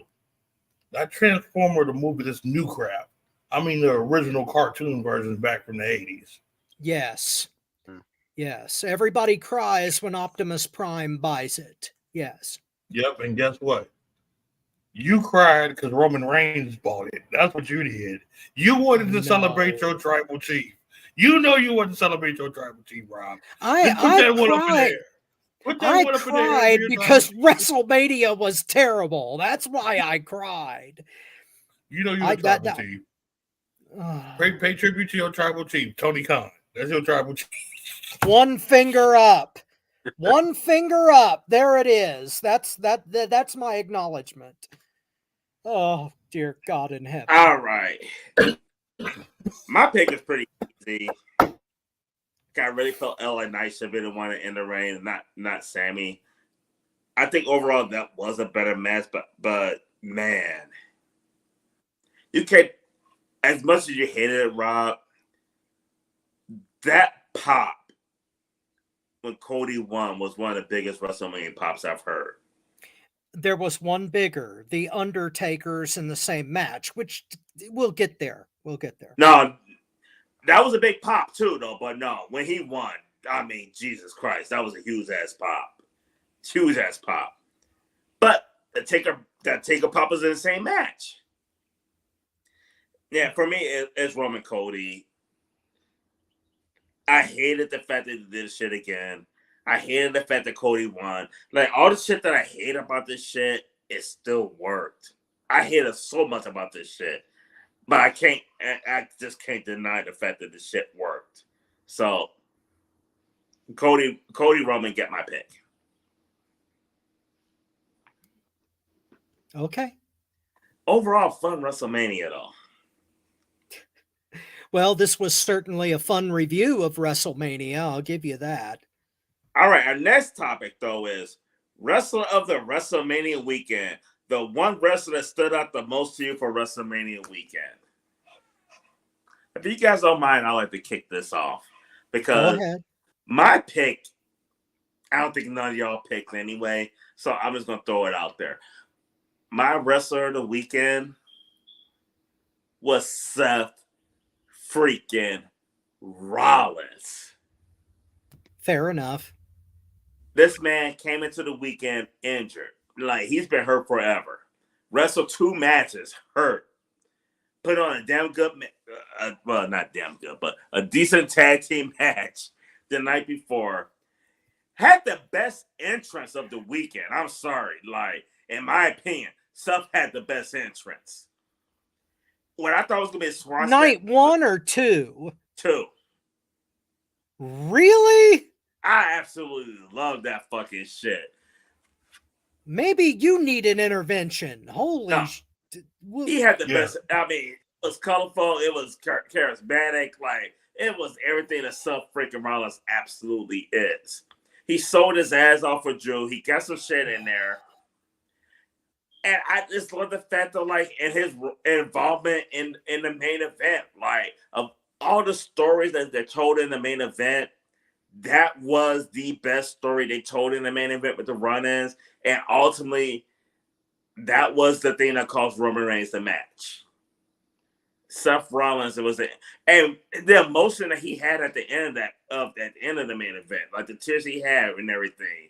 I forgot who the hell I forgot, it was Randy Orton or whoever that, like, when he was out there hurt, like you could see he was hurt. Picked him up and everything, celebrating Cody. Seth's my MVP, and he's a workhorse champion. He was definitely the workhorse champion. So Seth's my MVP. Marcus, who you got? I gotta say Cody, simply because to me, he played the perfect babyface. You look at the end of night one, he was dejected. He played the role of the oh God, now it's bloodline rules. How am I going to overcome this? And then from that total dejection to a total elation where he finally won. WrestleMania was mainly about Cody and his story. And, at the end, he's calling everybody out. He kissing his wife, gave his mom the belt, yada, yada, yada. Yeah, it was kind of corny. It wasn't my thing. I personally think Roman win personally, but he gave the people what they wanted. He played his role as the biggest babyface in the company, and he sent everybody home happy. So I gotta give it to him. Rob, what do you got? My WrestleMania MVP was Bayley. Good pick. Yeah. She came full circle at WrestleMania this year. Back to babyface status, but not back to Sandra D, which is good because she's evolved beyond that. And I was kind of sort of, when she started growing her hair out again, I kind of sort of thought they were going to go back to that, to the inflatable tube men, and like go all cheesy with it to where she was going to be the hugger again. But I liked badass Bayley so much that I'm glad that they only turned her back baby face with that edge to her rather than going like completely full circle. So Absolutely. the fact that she had my match of WrestleMania, the fact that it was a damn good match overall, and the fact that her evolution to me meant more than anything on the rest of the card, Bayley's my MVP, wrestler of WrestleMania. Bobby, you free? Yeah, I'm ready. Who's your MVP for WrestleMania? This is hard because I like Cody. I like what he did. But it's hard for me to pick one, and that's the problem. Because what I really want to pick is a combination of people. And that's going to be, how you doing? That's going to be Gunther and Sami Zayn both, because they both did a great match. But I got to go. I got somebody here, so. Okay, so I'll get you down for Gunther and Sami. All right. So what I'm going to do is, I was kind of surprised because I did not expect us all to give different answers. So anybody watching, if you're not part of Motown's wrestling group, join it. I'm going to put up a poll in Motown's wrestling group and let the group decide between our choices. Who's the main event at WrestleMania? I'd be interested. Go ahead, Rob. Yeah, I'll be interested to see this. So please vote, because God knows that nobody is going to agree with me on anything on this show. But if they do, it might be this. All right, I'm back. Let me just explain a little bit, real quick, why. Those two put on a damn good match. And they didn't even have half the hype behind it. Hardly in it. Like half, like not even a quarter. Yeah. So to me, that those two both deserved it because they both equally were responsible for putting on an excellent match without the hype. I mean, they're good. Don't get me wrong. I love Cody and them, but that match was off the chain, man. And I got to give props where props is due. The boys did their thing. Not necessarily her, Bobby, though, but because we all gave different answers, though, so I'm gonna put up a poll when we go off the air and Multi Wrestling Group on which one of our picks is the MVP of WrestleMania weekend. They're not gonna agree with me. I already know that. We got some good choices here, though. I mean, maybe. But definitely, guys, if you're part of Multi Wrestling Group, make sure you chime in and get your votes in.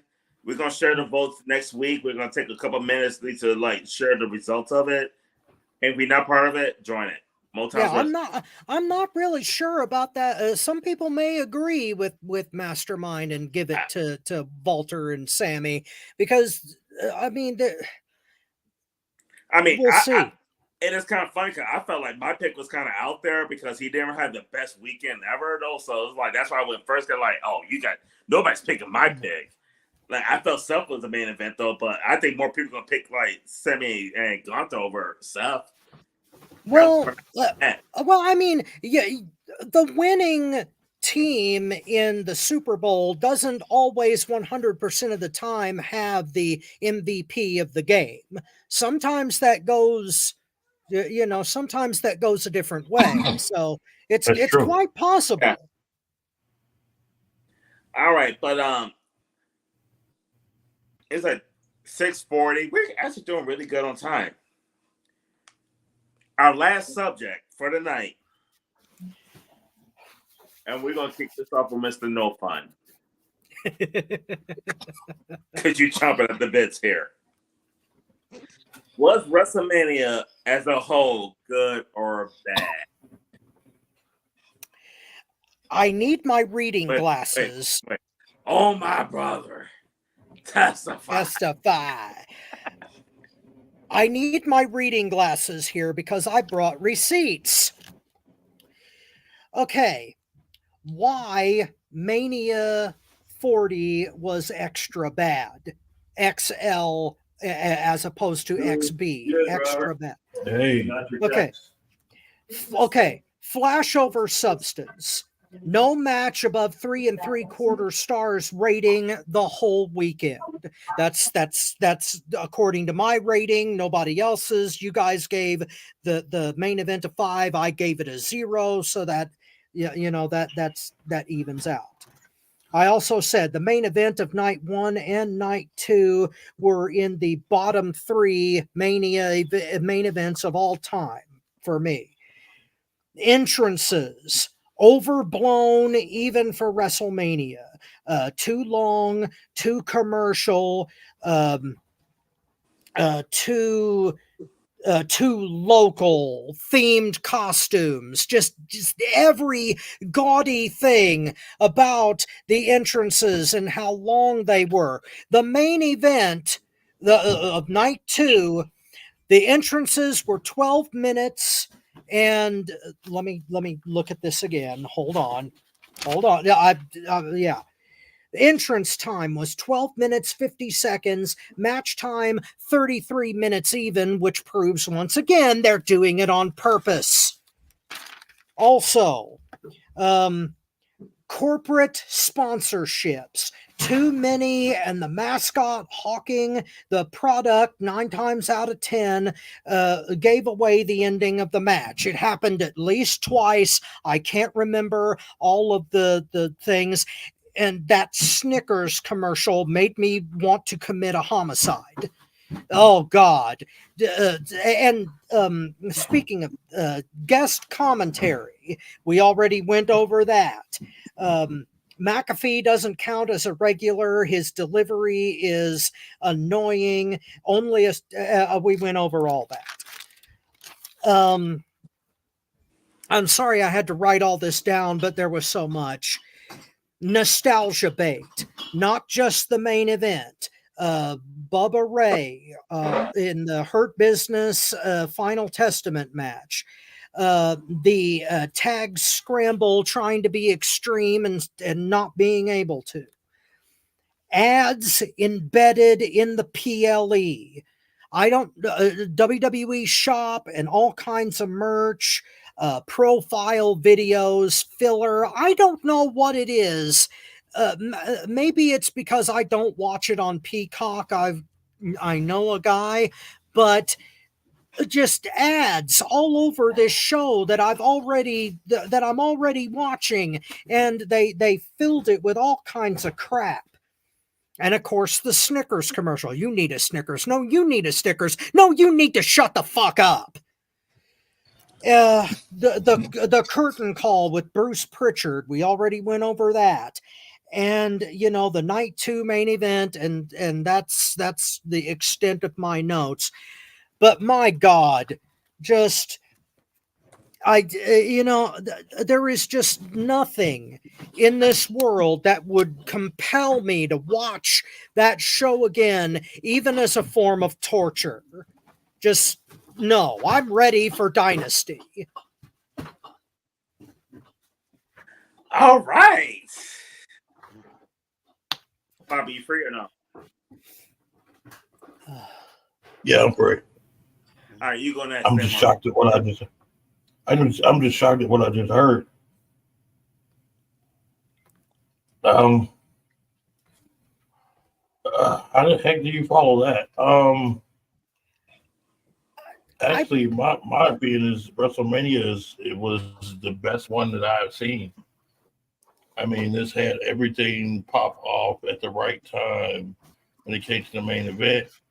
I don't like how they played down the other matches to make the main event more visible, because I don't think if they would have let them loose, I think if they would have let them loose, the main event would have still had the same effect.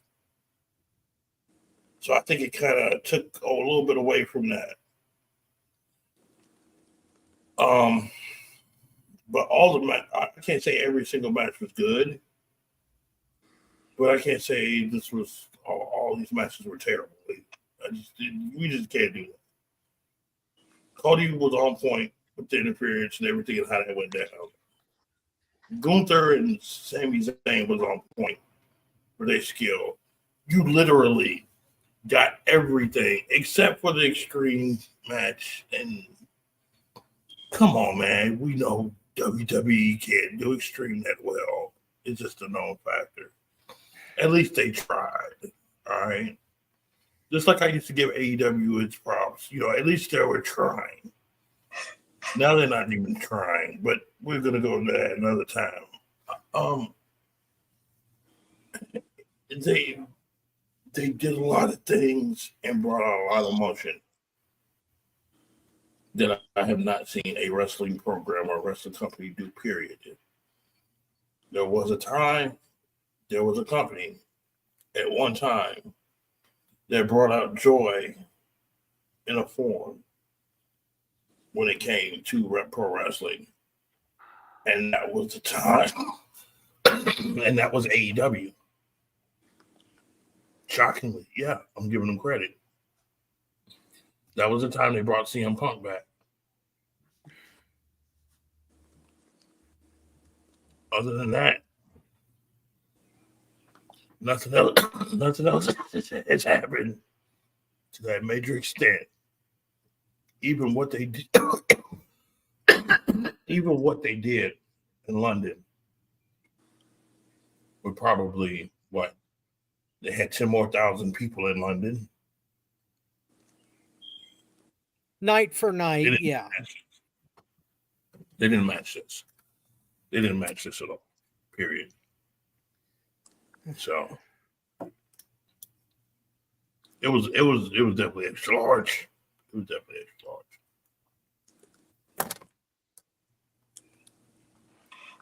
All right, what's your take, Marcus? I thought it was good. We already talked about the main event.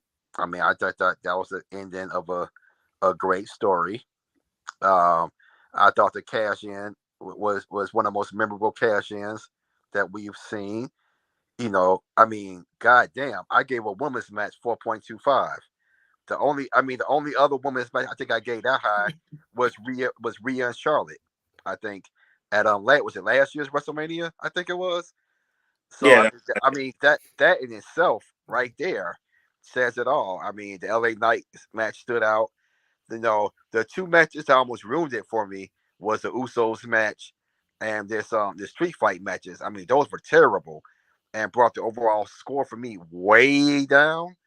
But I think the good far outseated the bad, in my opinion. So, in my opinion, yeah, I thought it was a really good show. all right. I mentioned it earlier. I will put WrestleMania 3 ahead of this, despite how much I hate Hogan.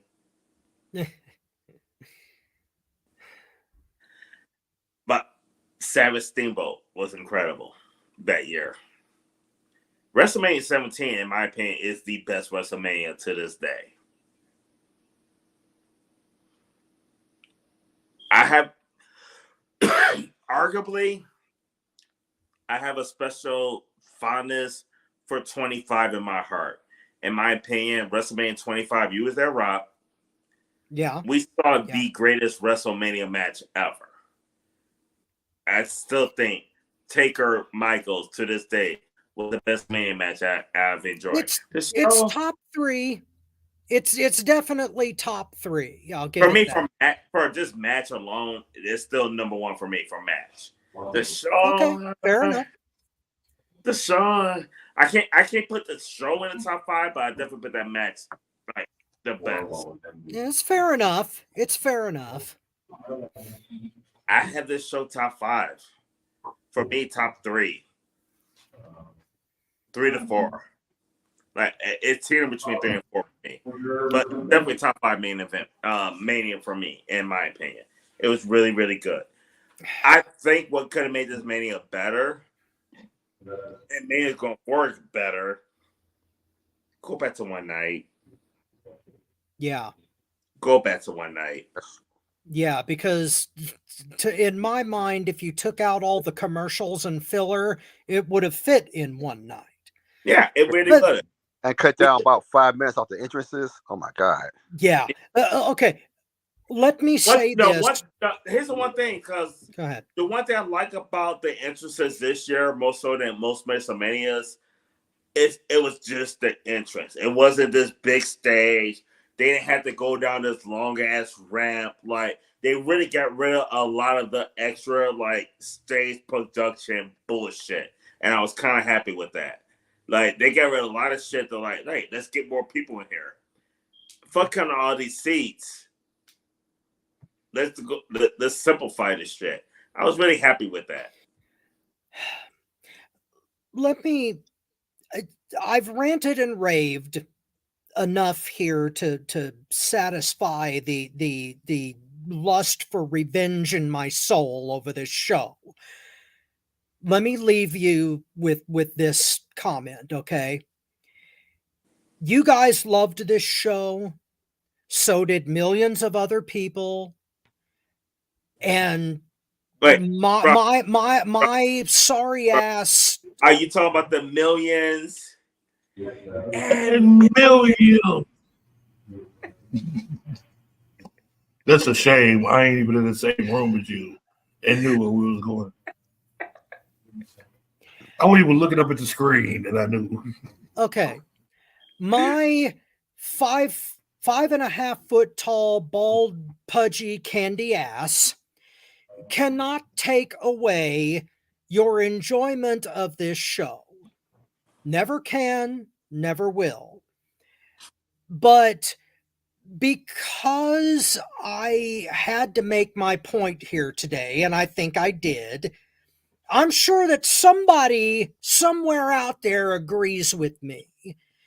And giving these critiques is what this show is all about. Oh, without a doubt. And having diverse opinions, even though I am pretty much an island here, is what professional wrestling is all about. And though I vehemently disagree with Bobby's assessment of this show, he was in the ring.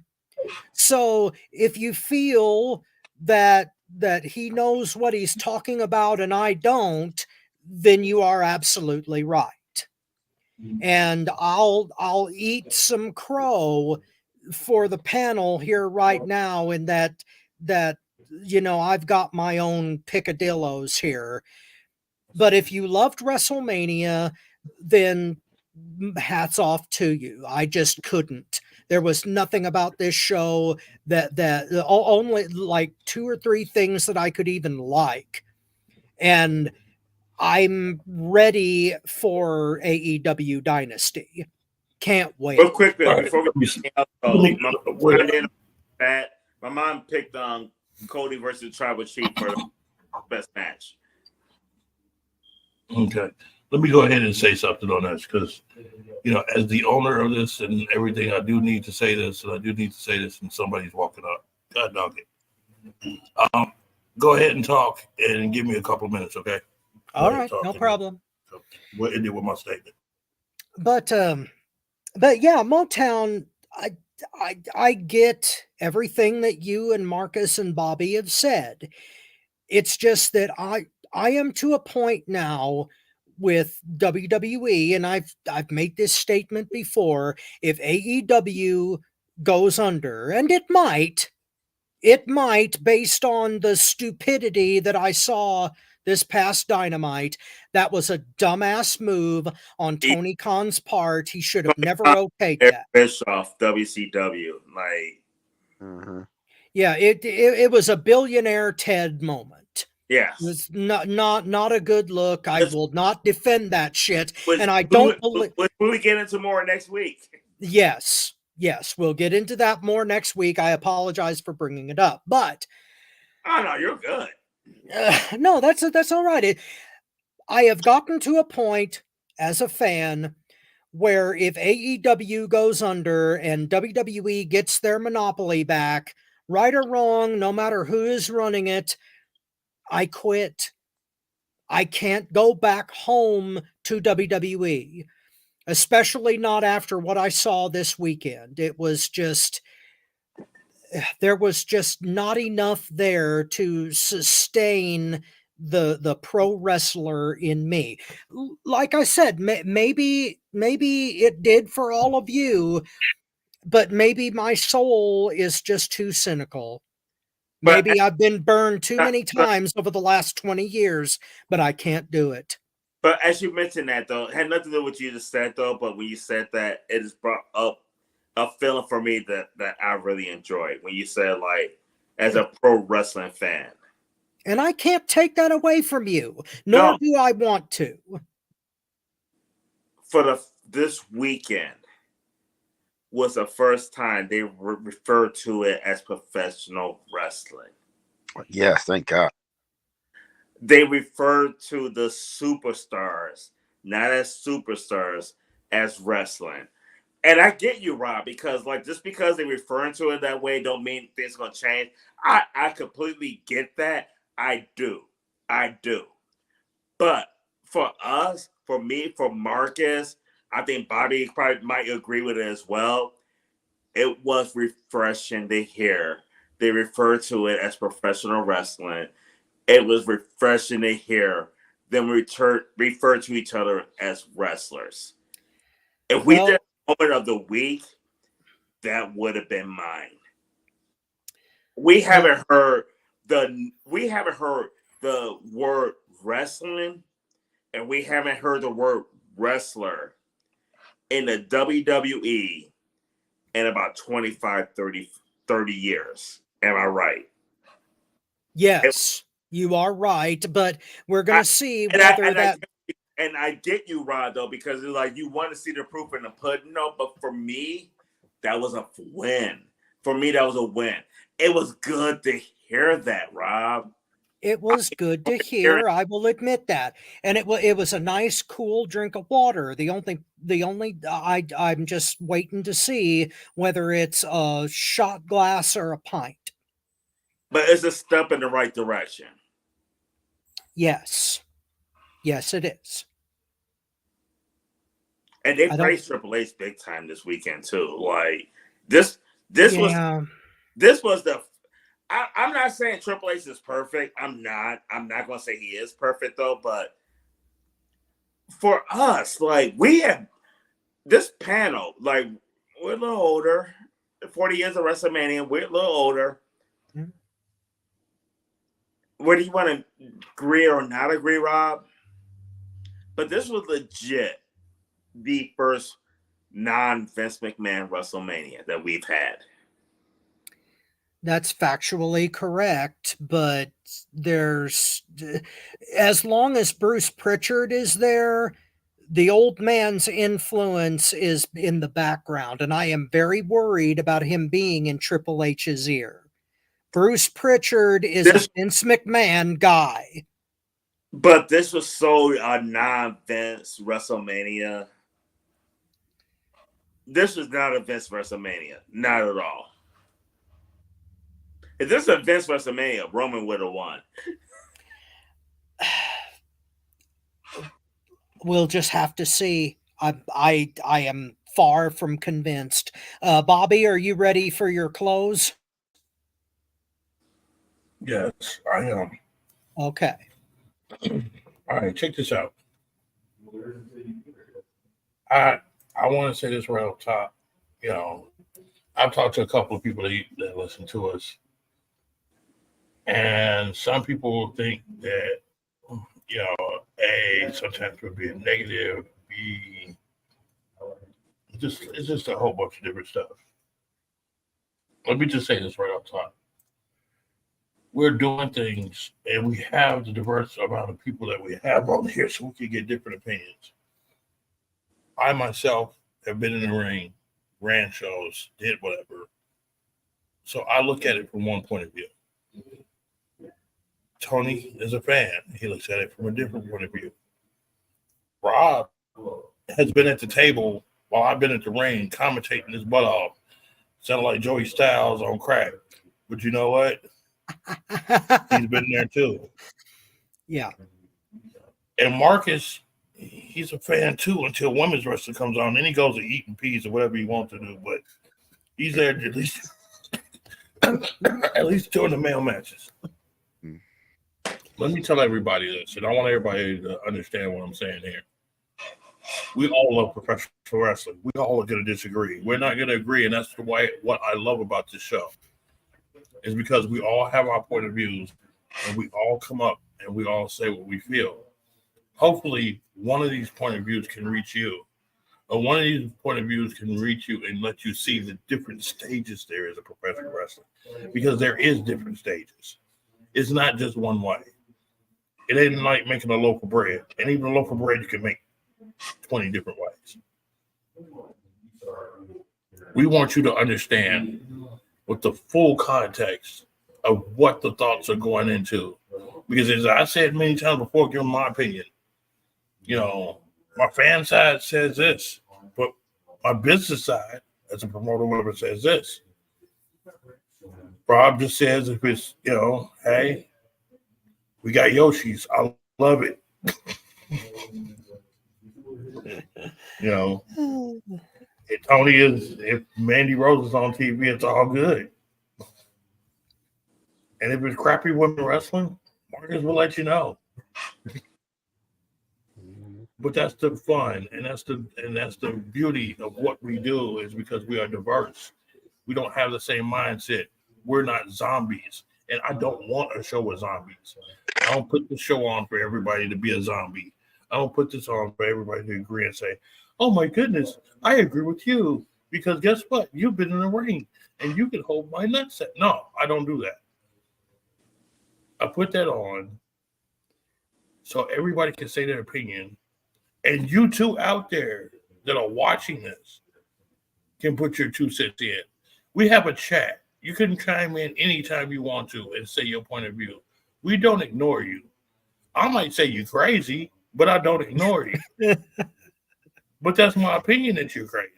Oh, I'm sure somebody out there thinks that I'm a lunatic after today. Oh, I know they think I'm a lunatic. I mean, it's just, a given, But my thing is, I want everybody to come together, have these diverse opinions, be able to discuss these diverse opinions, and we all come together and still love the very thing that we're watching this program and watching other programs for.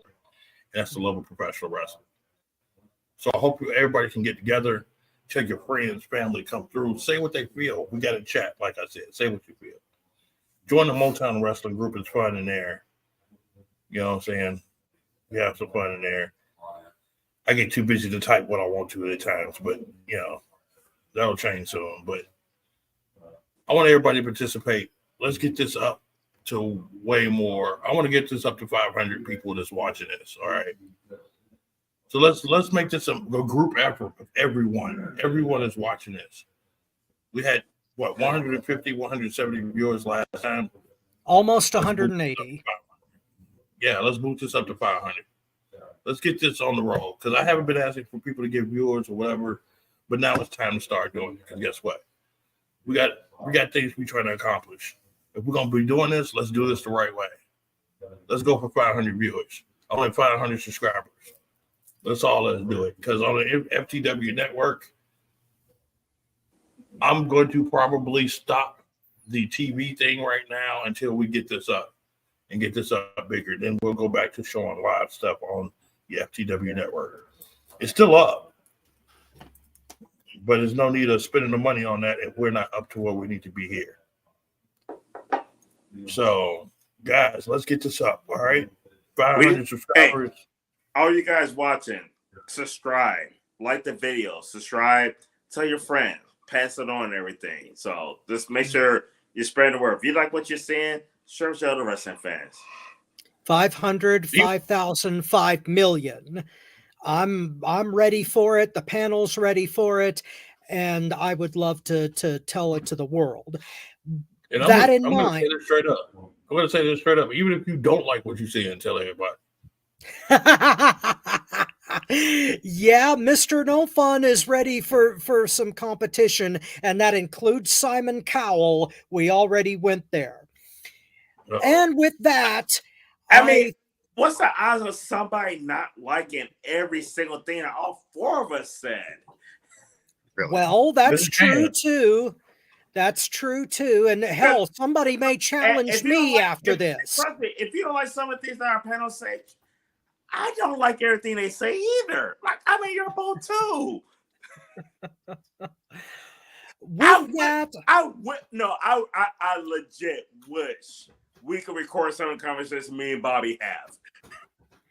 That could be a separate segment. It may get our ass kicked off YouTube like that. It will be demonetized all the way to hell, but we could do it. No, some of the shit that me and Bobby talk about when we not on air, my God. Now we definitely don't agree all the time, but we have some entertaining fucking conversation. Yeah. Now, with that, I think we can shut down possibly our greatest episode of FTW Future Focus. On behalf of the mastermind Bobby Rogers, Tony Motown Allen, and Marvelous Marcus Buckley, this is your not-so-humble correspondent, Robert Black, and we will definitely see you in the future. Let's hit that James Brown. Get the Asian girls. Hit it. How you feel, brother? Feeling good. You feel good? Feeling good. It's groovy. There's so much bone, brother. How you feel, man? I feel all right. I call your name. I don't want no people to know you're in here. How you feel, fella? Hey, Jam! Sure getting down. Look at him. We're gonna have a funky good time. We're gonna have a funky good time. We're gonna have a funky good time. We're gonna have a funky good time. Let's take 'em up, Fred.